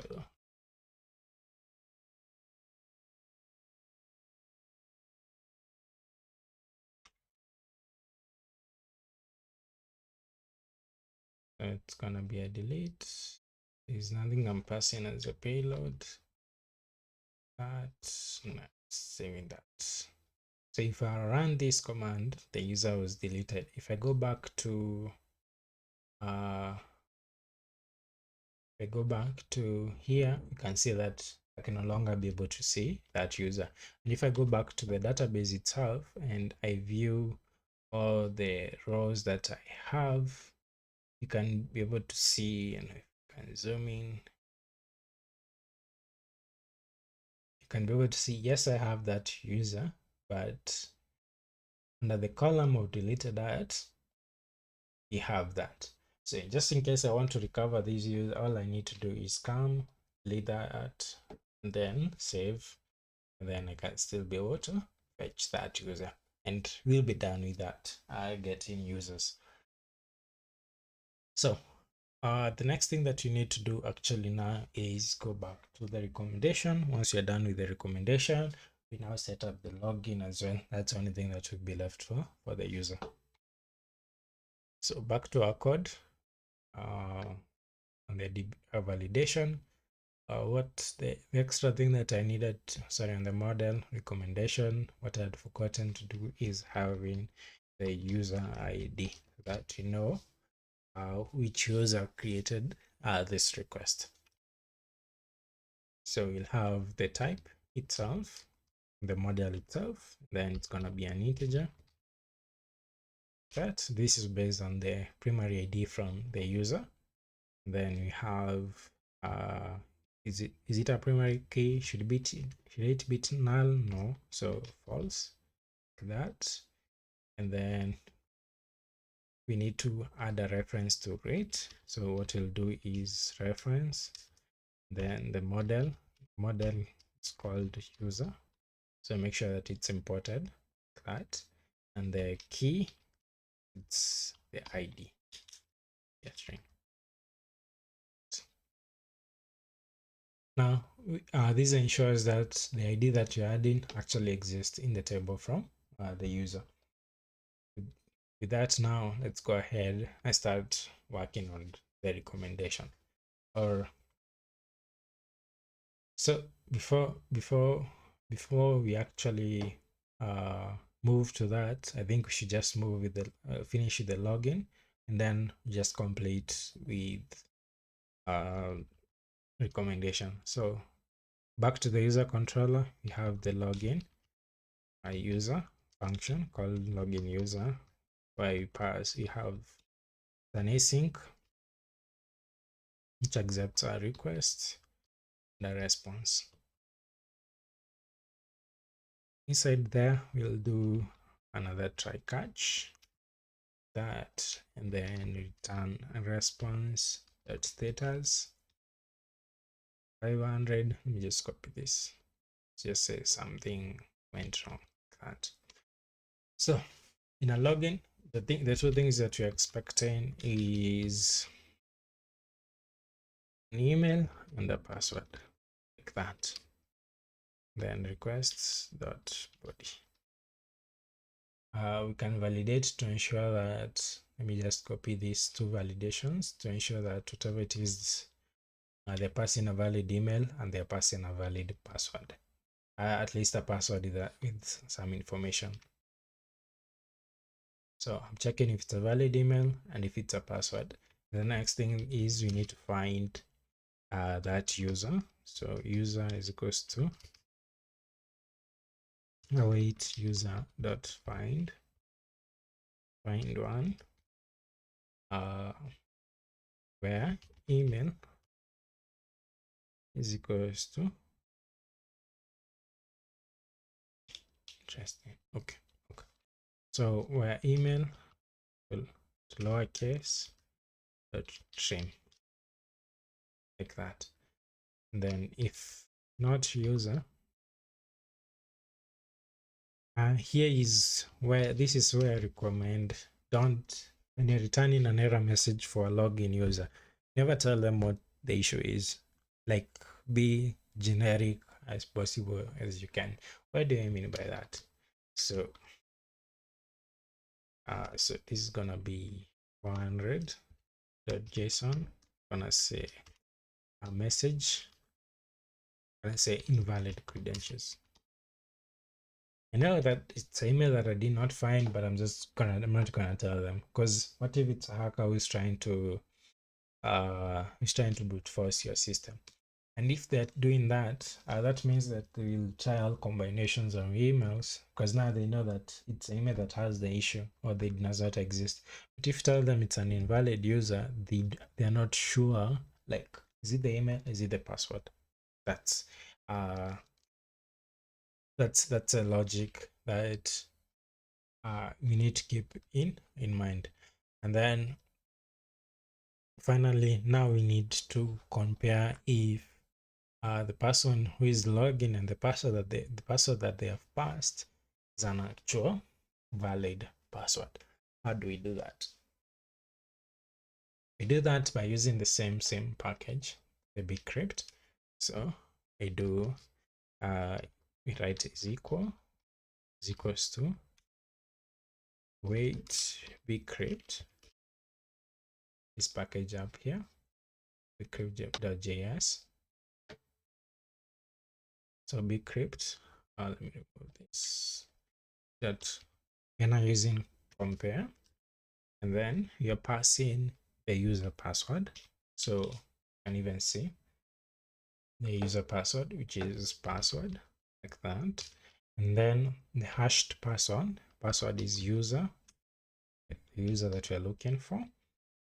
And finally, that data values, this is just for TypeScript, but even if you do just user.password, still will work. And then now if not is equal, we return the same generic message, so that you do not give any hints as to if the password is correct or if it's not, things like that. Now at this point, now we are sure that the user now actually exists. I'm just gonna say 200, but JSON data user, like that. But now for us to be able to authenticate this user, what we need to do is come up with token. We need to generate a token that can be reused over and over again in a way that once it's passed from maybe the client side, can be able to identify that this is our token, that we generated it. It was not generated by someone else, but us, we are the ones who generated that. And what we are going to use with that, we are going to use something we called JWT. It's called JSON Web Token. So I come to a search for JSON Web Token. And so I'll actually go, we have this package. Now we'll actually install it in a minute. So if you go to, let's see if in the documentation they have said, you need to sign the contents itself. Then now we'll pass that token to the client side, so that now they can keep passing it back to us to confirm if it's valid and if the actual user is authenticated or the token has expired, things like that. There's over 21 million downloads on a weekly basis. So we'll go ahead and install it. I'm just going to quit this server, and then while it's installing, I'm going to go ahead and import it. Import, I just gonna go call it JWT from token. And so after now you've confirmed that the user is authenticated, what you need to do next is creating the token. How do you do that? We do JWT.sign that, then we pass the payload that we want to sign. So for instance, here I just need the user ID. Here it's gonna be user dot values dot ID, and maybe I want the email. So from here I'm just gonna do user dot data values dot email, like that. You can pass anything else that you want as well. We also need to pass a key. So I'm just gonna access.env dot j, I'm gonna call it awt underscore key. I'm gonna get back to that in a minute, what that is. And then now we need to say how long we're expecting this token to be valid. So we can set it in days, we can set it in hours, minutes. I'm just gonna set it into maybe 2 days for now. This is just for test purposes. You can reduce the number of days. That's all up to you. The purpose of this key, it's a string. You can set it as a string, where you'll save it in your .env file. I'll do that in a minute. This key is a key that you must keep secure, because it should be only in your server. The reason why I'm saying that is because anyone with this key can be able to decode your token. They can use this information maybe to manipulate your system. Let me say that, because if I can get the key, I can be able to sign my own tokens and do whatever I want to do with your system. I can emulate another user just to achieve the same goal as someone else as well. So I'll go ahead and create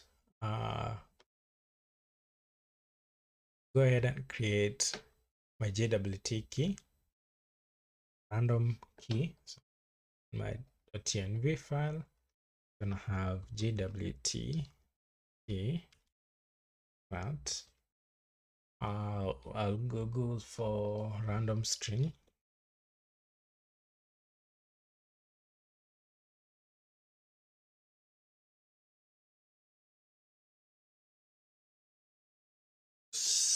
Just gonna have it. Just want two examples. The maximum of 32. I want all those, and I will get string. You can take and you can use anything that you have in mind. This is all up to you. Maybe just using this for test purposes. Let's change that to whatever I want. Now, once that is set, now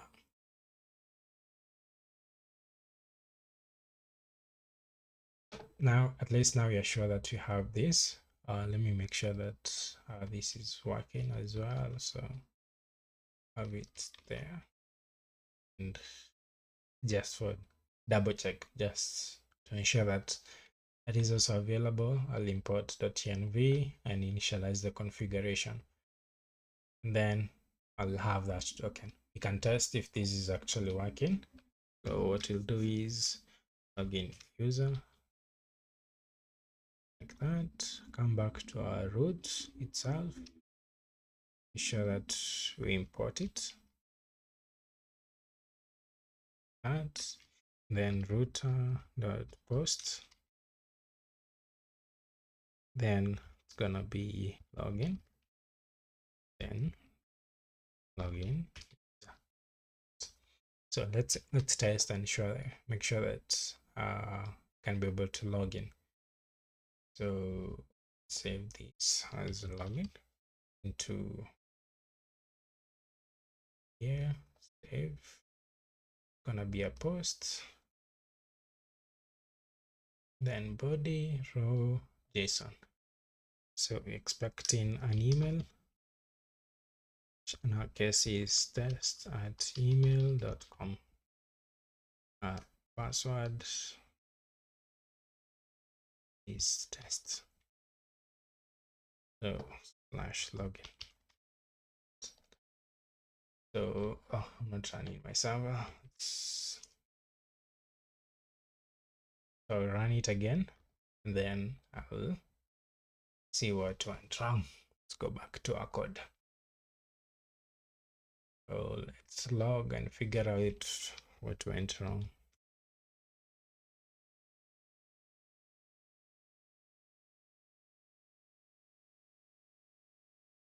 Let's see. So I'll pass this, and then I see. So I forgot to pass the where. Yeah. This, then that. So that's my mistake. When you're finding the user, make sure that you use the where command. Let me make sure I'm doing the same for the others.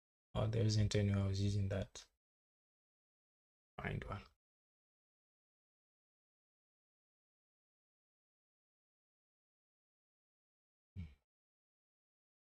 Oh, Yeah, to ensure that you're doing the same thing.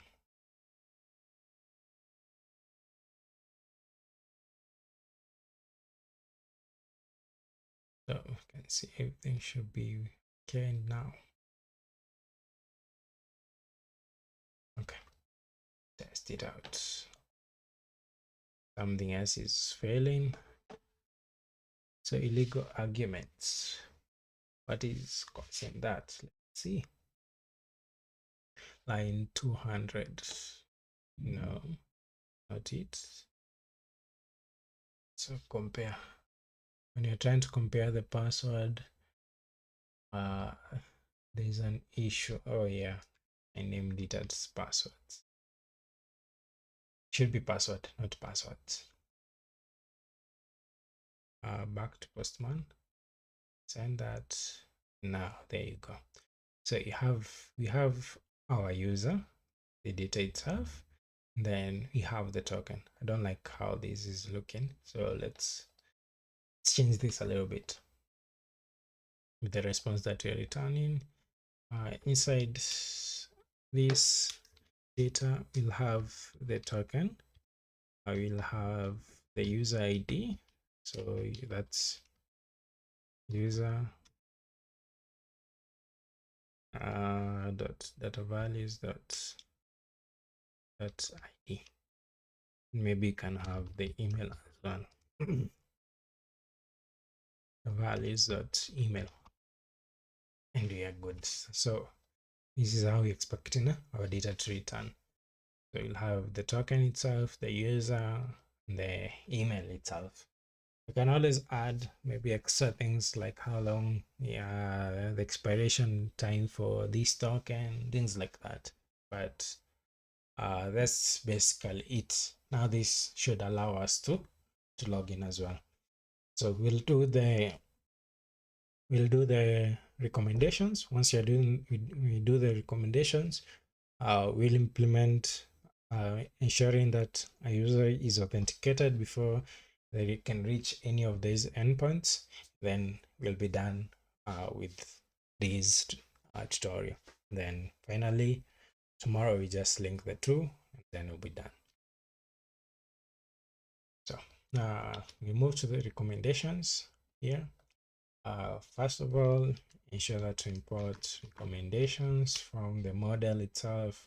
Recommendation, don't forget to add .js. We import user, we're gonna need that, like that. And then now we start setting up other endpoints. So get recommendations is those two. Async requests response, like that. Get recommendation request and response, and then get create a recommendation.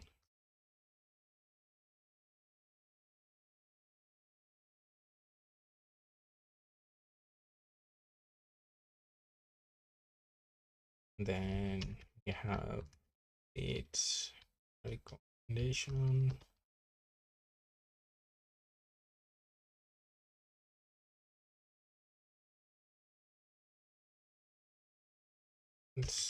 And then finally we have delete recommendation.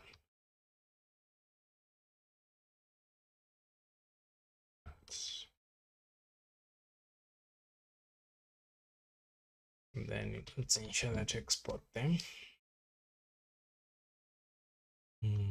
Get recommendation, create recommendation, it, and then delete recommendation. That's the last one. We start with getting the recommendation. This one is straightforward, so there isn't much. In this case, I think I'm gonna have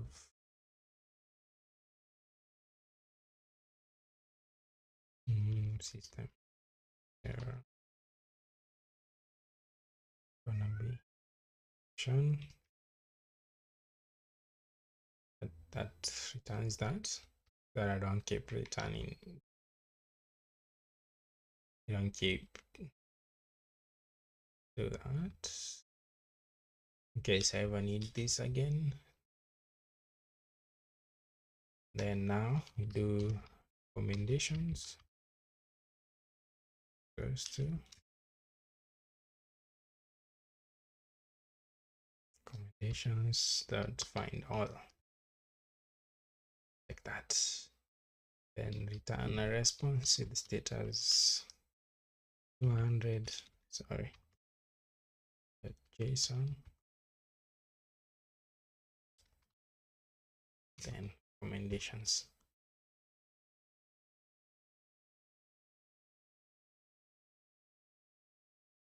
Now do try catch. So this, since I'm using this, what I'll do is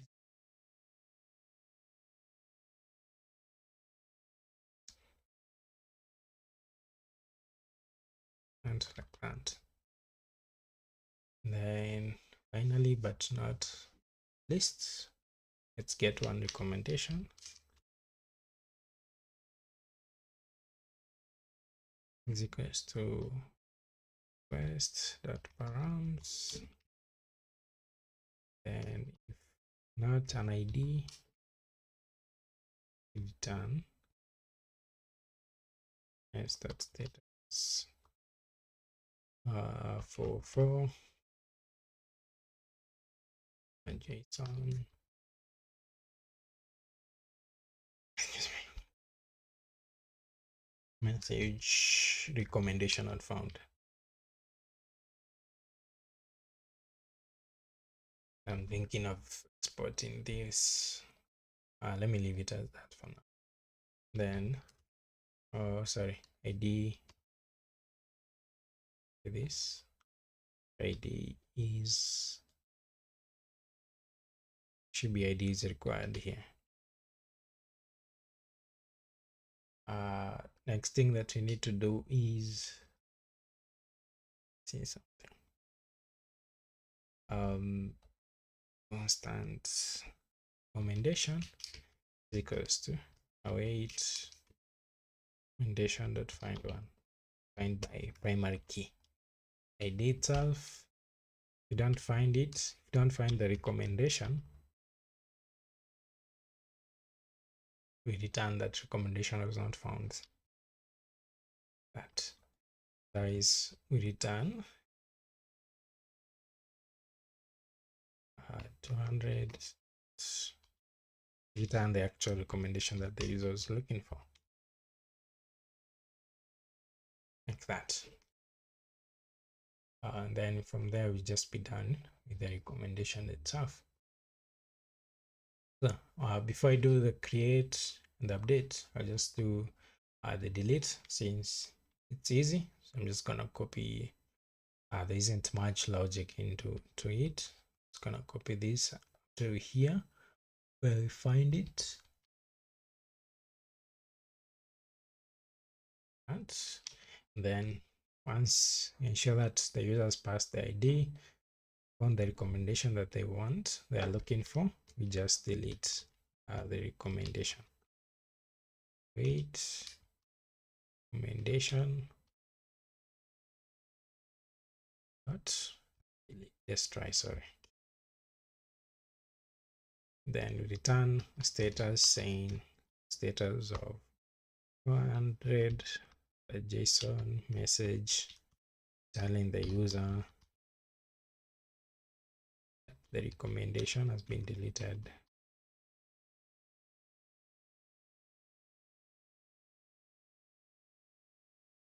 Successfully.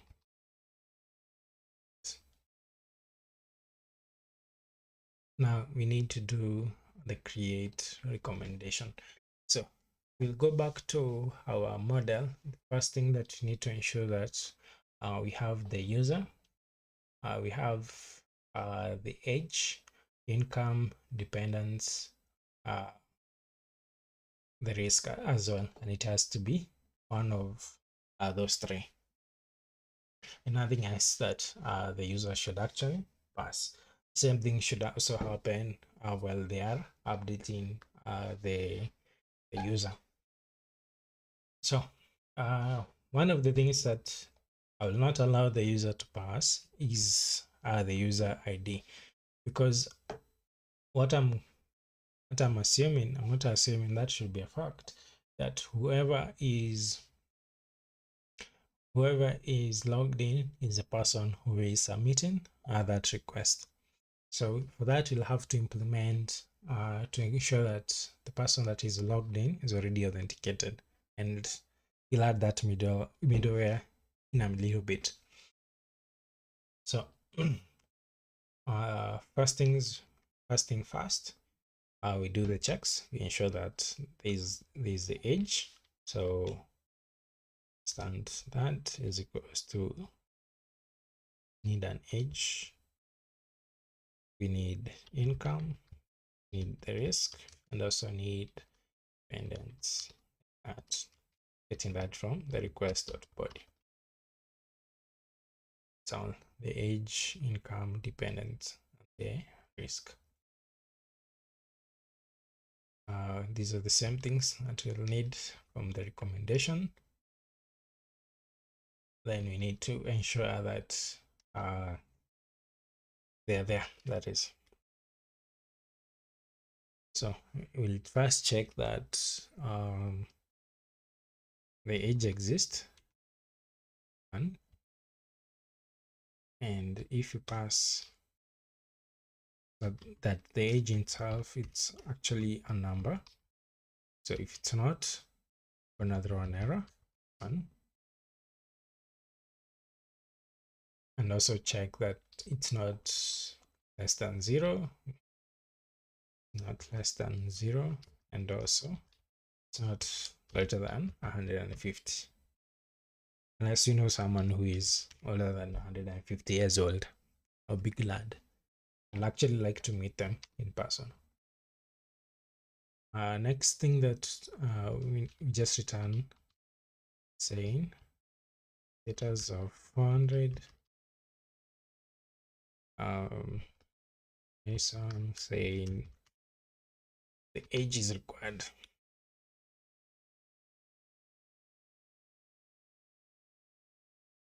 Like that. So we'll do the same thing for income and dependence. I'm just gonna copy this. So here we're just checking that the amount is not 0. Income is required. Dependence. But for this one, the dependence can be 0, so that's okay. And then you say dependence, number of dependents is required.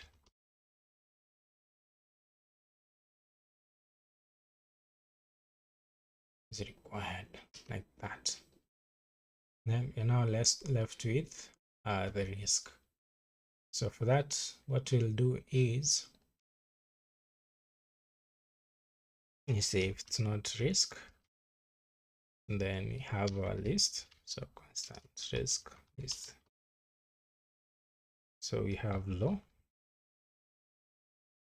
we have medium, then we have high, like that. Then we'll say if not, if does, so we'll negate it, saying like if it's not there, that's not included, does not include a risk, lowercase, string. Make sure that it's consistent all through. like that. And then we just throw an error. Risk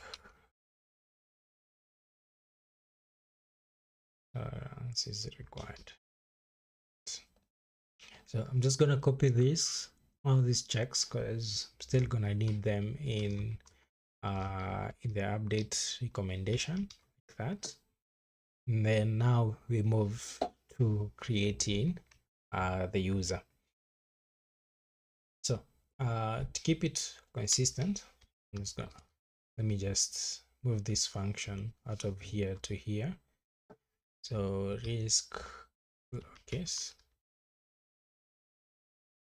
is equals to risk. If it exists, then I run this.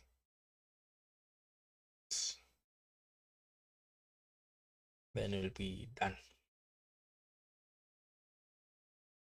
So if it's not risk, if it's not in the list that we have here, then throw an error. So let's need this as well.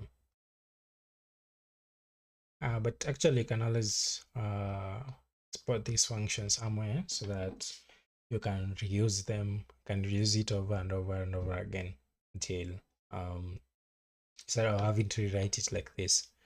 I'm doing this just for the purposes of tutorial, but you can always export it out to keep the code more readable and more decent as well.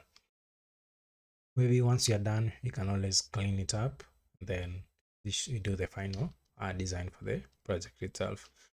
So with that, now we need to create our payload. So it will have the age, the income.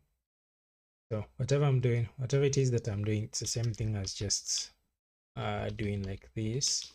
It's just that instead of repeating myself, JavaScript offers the same way of just, since they are the same, of just using a comma instead of having to point them together. So you have the income, you have the risk, which now will be the risk in lowercase. Ensure that they're consistent. Then we have the dependents like that. Then finally, we'll create the recommendation. Recommendation.create, we pass our payload. That tell the user that we have successfully created the recommendation. Or we just need to add the user ID. I'll do that in a minute. So to our one, and then JSON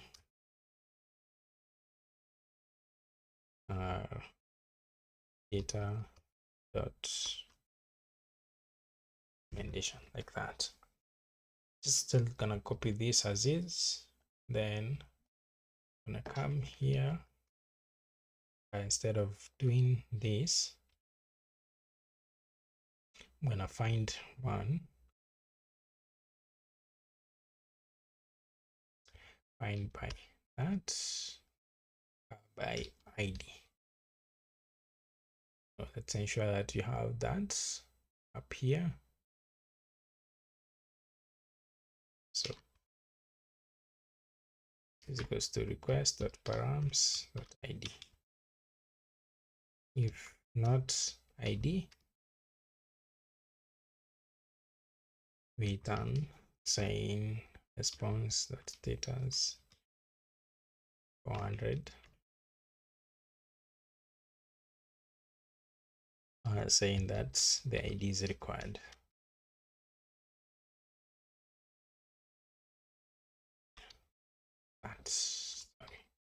That.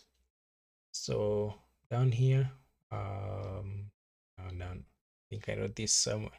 This code should be in the update. So we're just gonna have it here.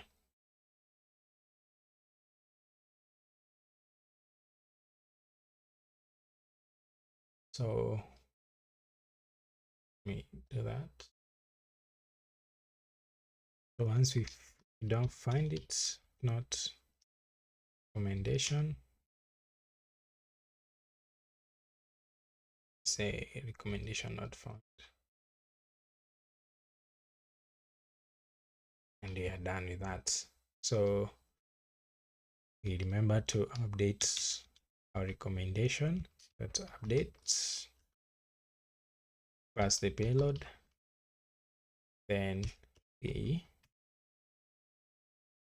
save it, and finally we reload it so that we return the most updated record.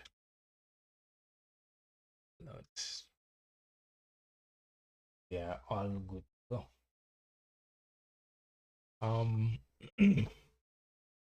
Now we are done creating and updating. The next thing that I'm gonna do, I've not forgotten that we need to pass the user ID. I'll come back to that very shortly right now.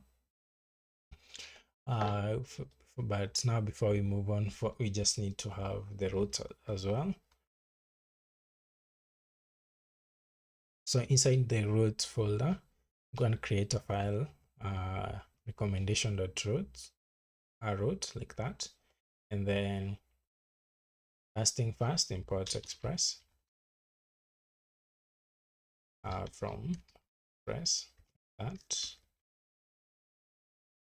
Then import all those functions that we've just written.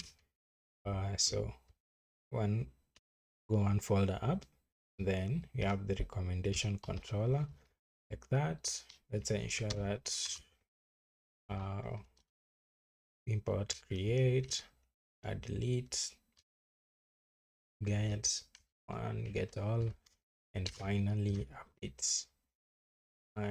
Initiate the instance of the router, which is done by from express dot router is that, and then now we start creating our routes. Let me make sure, yes. So router dot get, so recommendations, let's get recommendations. Are we? Then I'm just going to duplicate this, so we get one. That the reason why I'm calling it this ID, because that's a reference where we are using from here, this ID. This name has to be the exact one that you have named it over here. So if you call it like recommend, make sure that you also change it from here, otherwise it will not work. So that's get one. I will do post, so it's gonna be like that. Create recommendation, and then put updates. That has to be like this. Then also put the deletes, and then you're done. Finally, let's export it.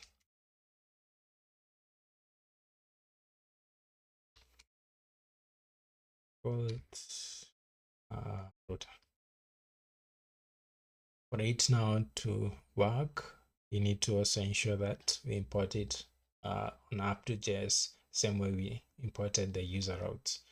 So what I'm gonna do is gonna move this import app and also this down, is to have some kind of a structure. Recommendation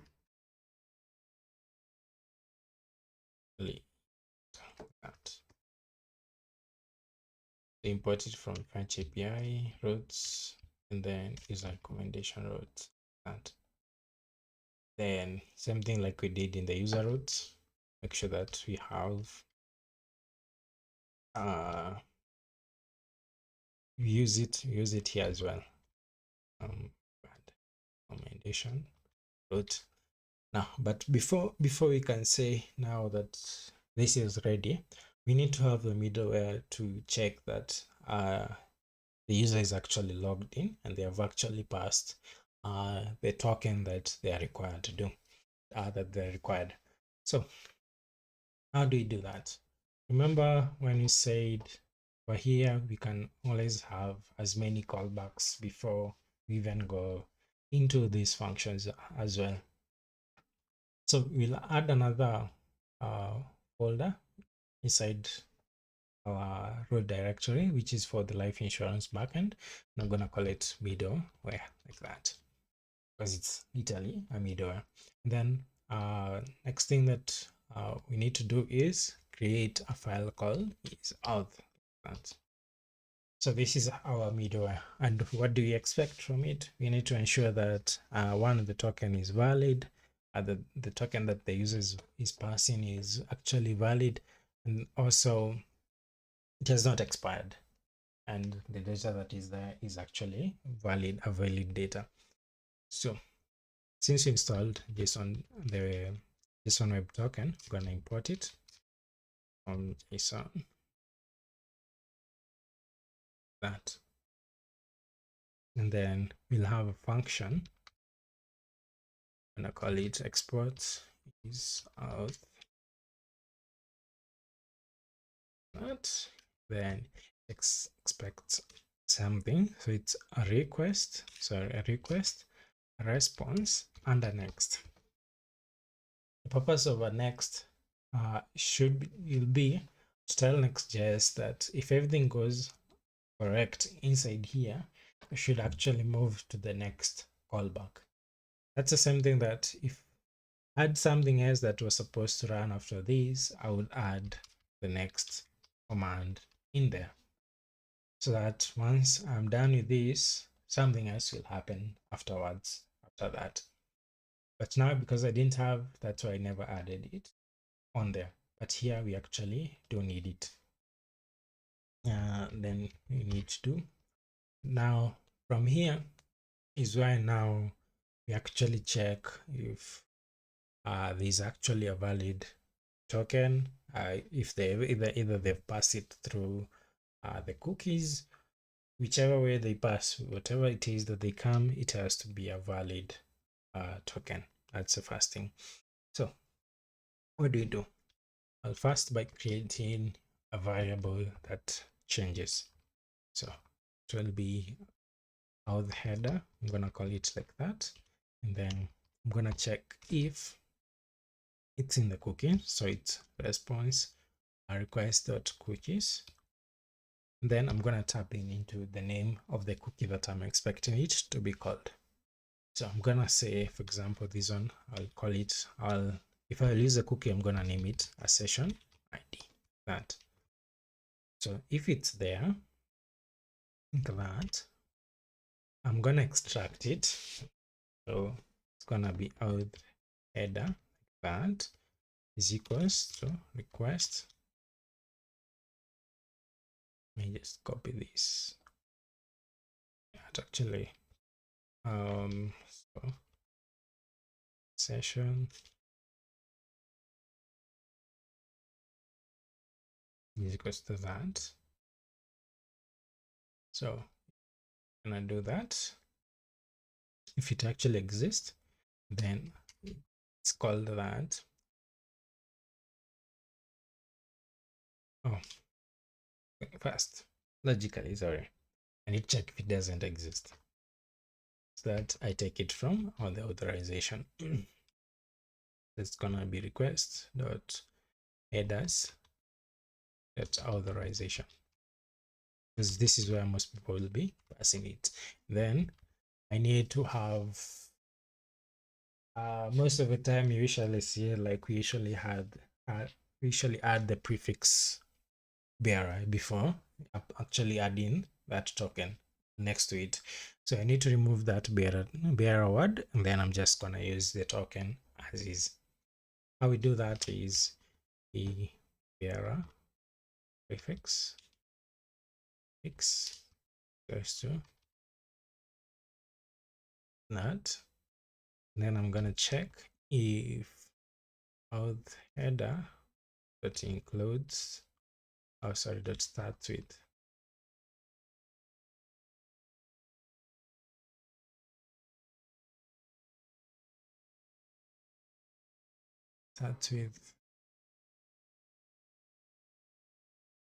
that.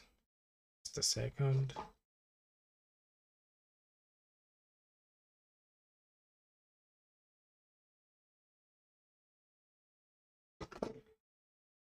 Next is, so I'm just gonna slice that.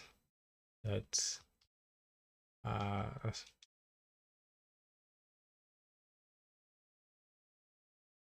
let's slice prefix dot length dot trim, like that. Then if it's not there, we just set out is equals to session ID. That, hope that makes sense. But now, what if none of them are not there? This is just an extra check. If it's not there, we return response.status saying 401, meaning you are unauthorized to be there. Or you can say unauthenticated, depends. So actually it's unauthenticated, not unauthorized. So let me confirm that. Let me not spread no rumors. One is unauthorized. You're not allowed to access this these days. Actually, they mean the same. Interesting. Okay, you know that. So JSON saying message authenticated, like that. Now at least we have figured it out. If there is that, we have the token at this point. Now once you got past this, we have this token. The next thing that we need to ensure that it's a valid token for one, and the token itself has not expired. So I'm just going to take this and I'm gonna add it there in case it fails. And the first thing that we need to do is verify if this token is valid. So instant decoded token is equals to jwt.verify the auth header, and then remember our key. This is what we use to ensure that that this token is actually ours. So I'm just gonna put this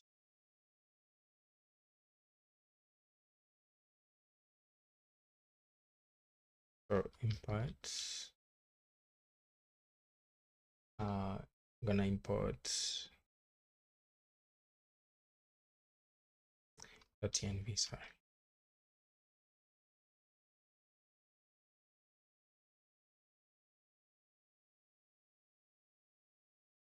That. So if this token is either not ours or it's or if this token is not ours or it has actually expired, this is gonna fail and it's gonna return unauthenticated, meaning it will never go to the next command, next function, that is. With that, now at this point, now we're assuming that we have all the information that we have. So we're gonna return the user ID, since we already know it's in the token, and then we're gonna say decoded token dot user ID. That. Then we're also gonna add the email just in case you ever need it.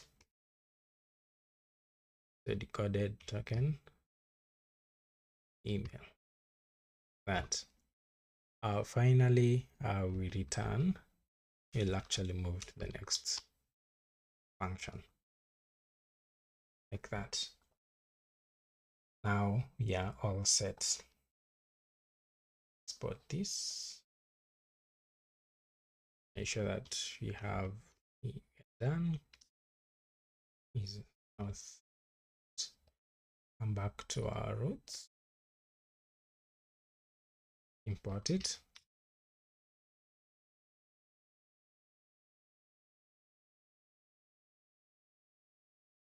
from the middleware itself is out like that. And then I also want to protect that no one can just get a user if you're not authenticated. You cannot even get one, but you can just sign up only. You can only create a sign up itself. You cannot update if you're not logged in as well. And you cannot delete if you're not authenticated as well. You can only create and you can only log in as well. Let's do the same thing for the recommendation that you cannot do anything at all if you're not logged in. It's as simple as that. So make sure that it's imported. I'm gonna have it everywhere. That. And then at least now we need to test, ensure that at least now our authentication now flow works. That no one can just use the system if they're not like authenticated. So we'll go back, let's test with our users, sure that it's working. Something completely failed. Let's figure out what it is. Cannot read property, reading something else. Let's change a little bit. Reading session ID. Let's see. And is out.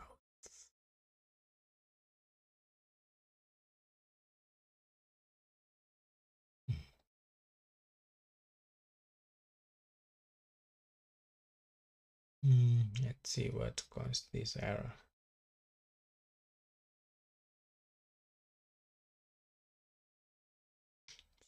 So log.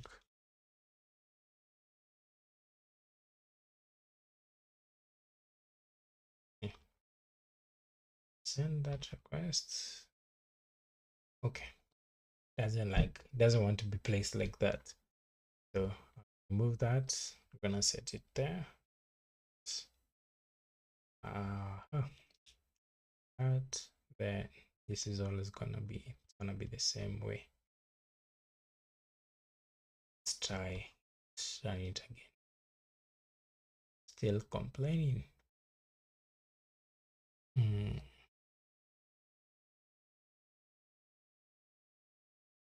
Am I doing wrong?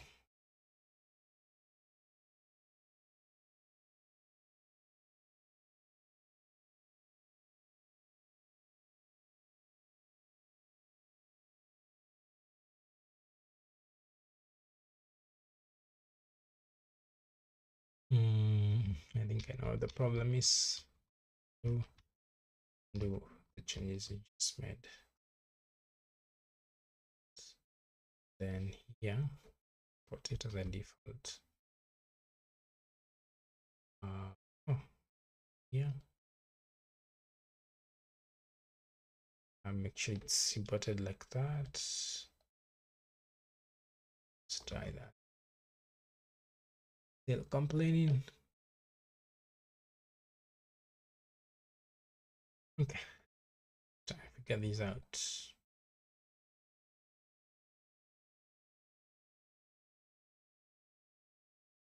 Requests database. Let's see.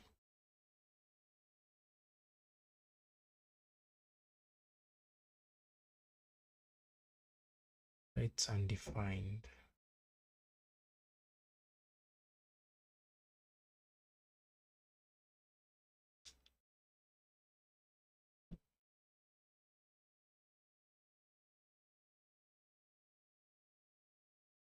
And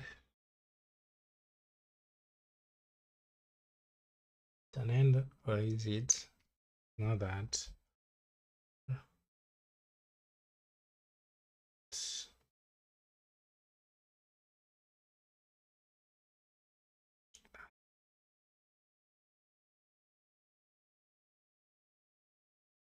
Okay. What should it be?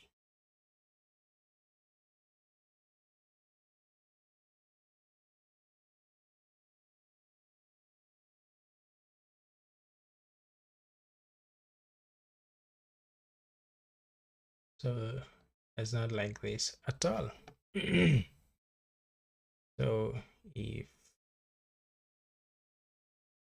what you can do is, if not, let's throw an error at that point. Yeah, so you cannot, there's a point where you won't be having the use the session ID and also the authorization at that point as well. So we should also throw the authenticated if it's not there. So now you're sure neither of these two are actually available. To test if this now works, we'll go back to the login. We have our own token here. I'm gonna copy it. I'm gonna come to our variables, sorry, authorization. I'm gonna have the bearer token. I'm gonna save it, and I will save here. Now try and get the users. You can see it's working as intended. So now that we know this actually works, we'll come back to our controller in our recommendation, go back to the create itself. Now inside here, first, it's just good to be extra cautious. We need to ensure that the user exists. So the user ID is equals to request.user user ID like that. Then constant user is equals to await user and by primary key user ID. If not user, withdraw an error.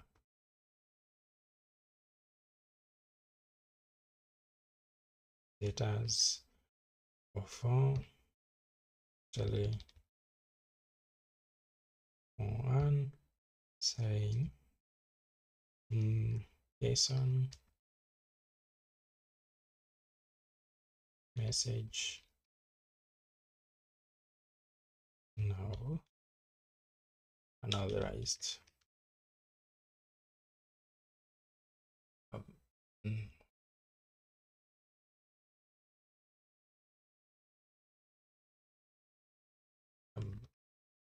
Spelling is not working for me today, so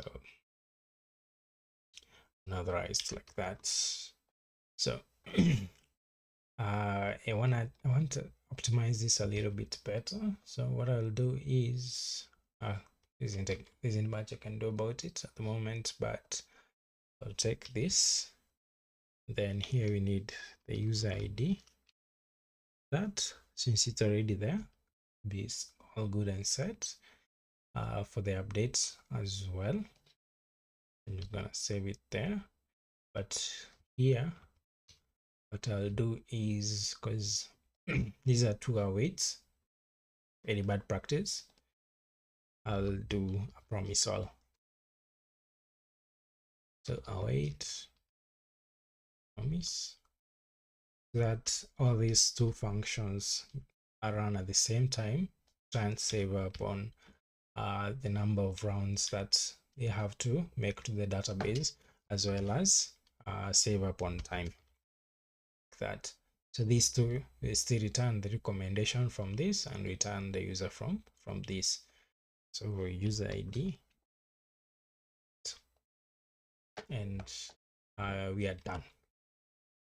Comfortably now say we are done. All now we need to do is test all those endpoints to ensure that they are working as intended.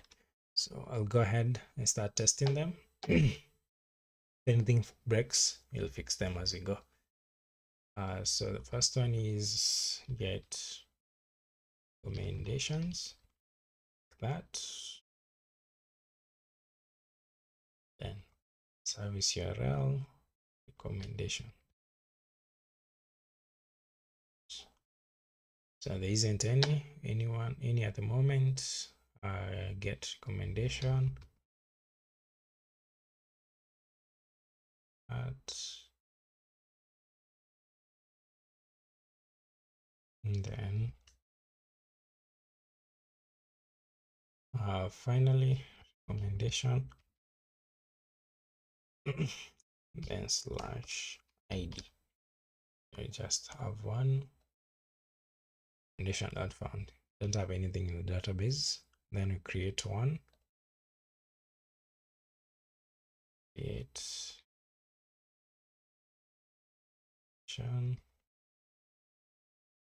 this. So that will be recommendation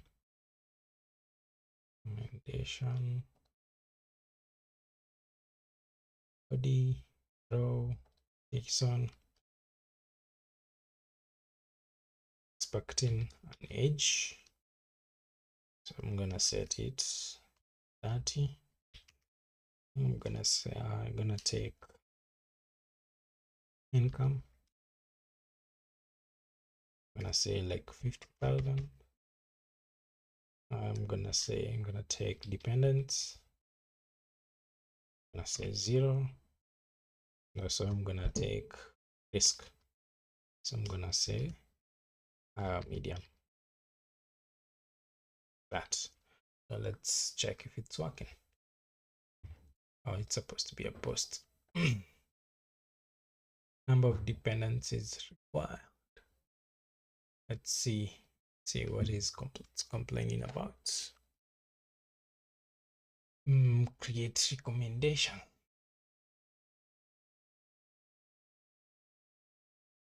So recommend dependence. So why did it fail? Because it's 0. Let's see. Troubleshoot it. See what is sent. It's undefined. Whoa. Why?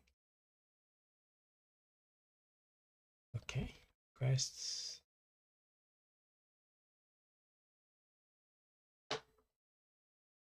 They have. Oh. My bad. Naming. It's supposed to be an S. Yes, I was right. Oh, it's S. Let's update here as well.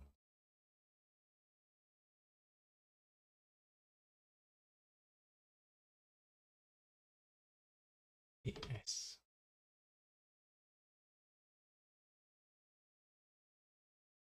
So now I should still complaining. Oh. Let's now look at that again.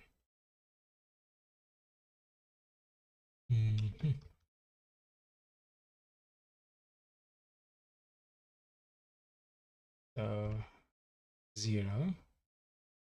So see. The one that is complaining about.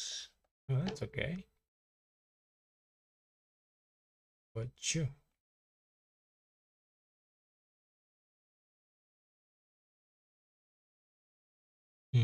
Okay. Interesting. So here to string, then so string.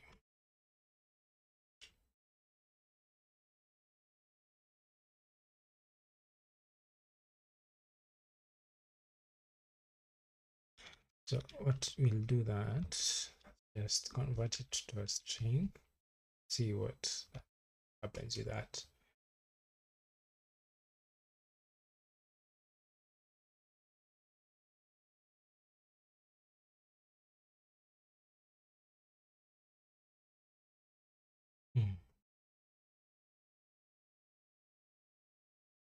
Interesting.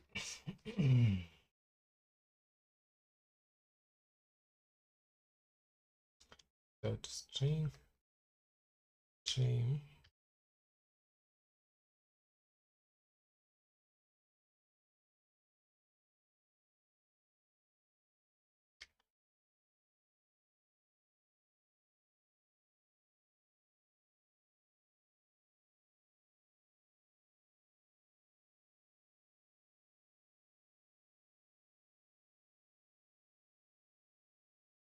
something else is causing it to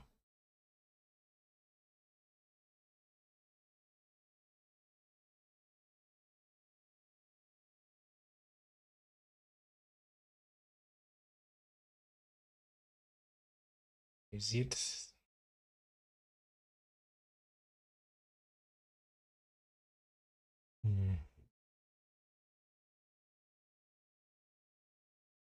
so this one is affecting it, is treating it like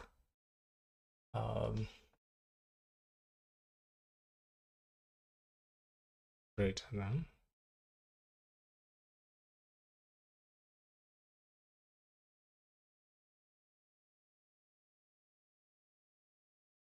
This is why it's useful to like debug your code before you just give it out. That should work because dependence should be 0. I'll also update the front end as well to not restrict someone like that. See, to actually even picked up the user as well. Now we are good. If you come back to get recommendations, you can be able to see all the information that you need. Try and get one as well. All is good. You go ahead and update. So a new one, new requests, updates, recommendation, recommendation,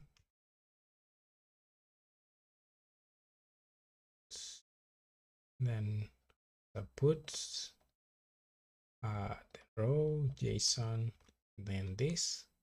I'm gonna change the age, I'm gonna change the amount, maybe the dependence as well. So that has changed as well.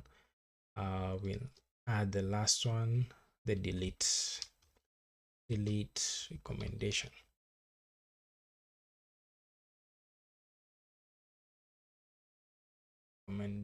So that recommendation should be a delete, a body.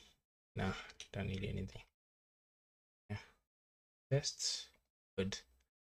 Go ahead and create another one. That purposes, and we should be. Please do not delete it. Let's look at that. Let's figure out what happened. Looks like the delete does not work as intended. Figure out why. Don't forget to update also that validation there in the update. So see why delete is not working. Try again. Delete.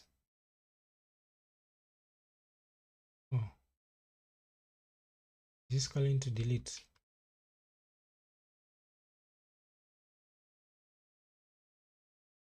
Oh, wait.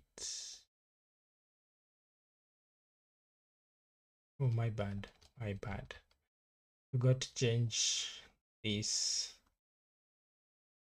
But my bad. So if I try to delete now, it should work. If I get now, I can comfortably say that this system is done.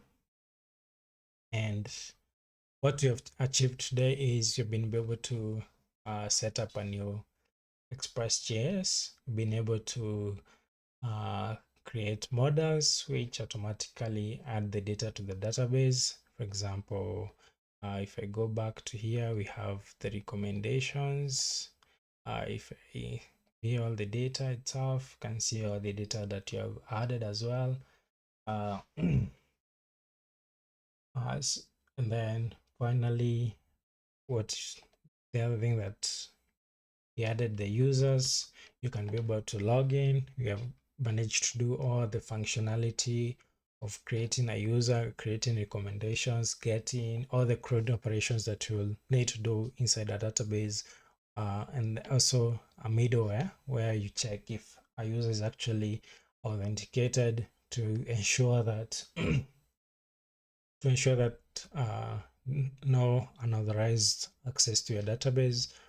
We also did the connection using custom ORM, and I think that's it. Unless now the only thing now that we need to do is now come up with fulfill the last request, which is come up with a logic simple where we now do maybe some set of rows where if someone is of this age set and risk is this, we do come up with things like that. So we'll do that in the next live video.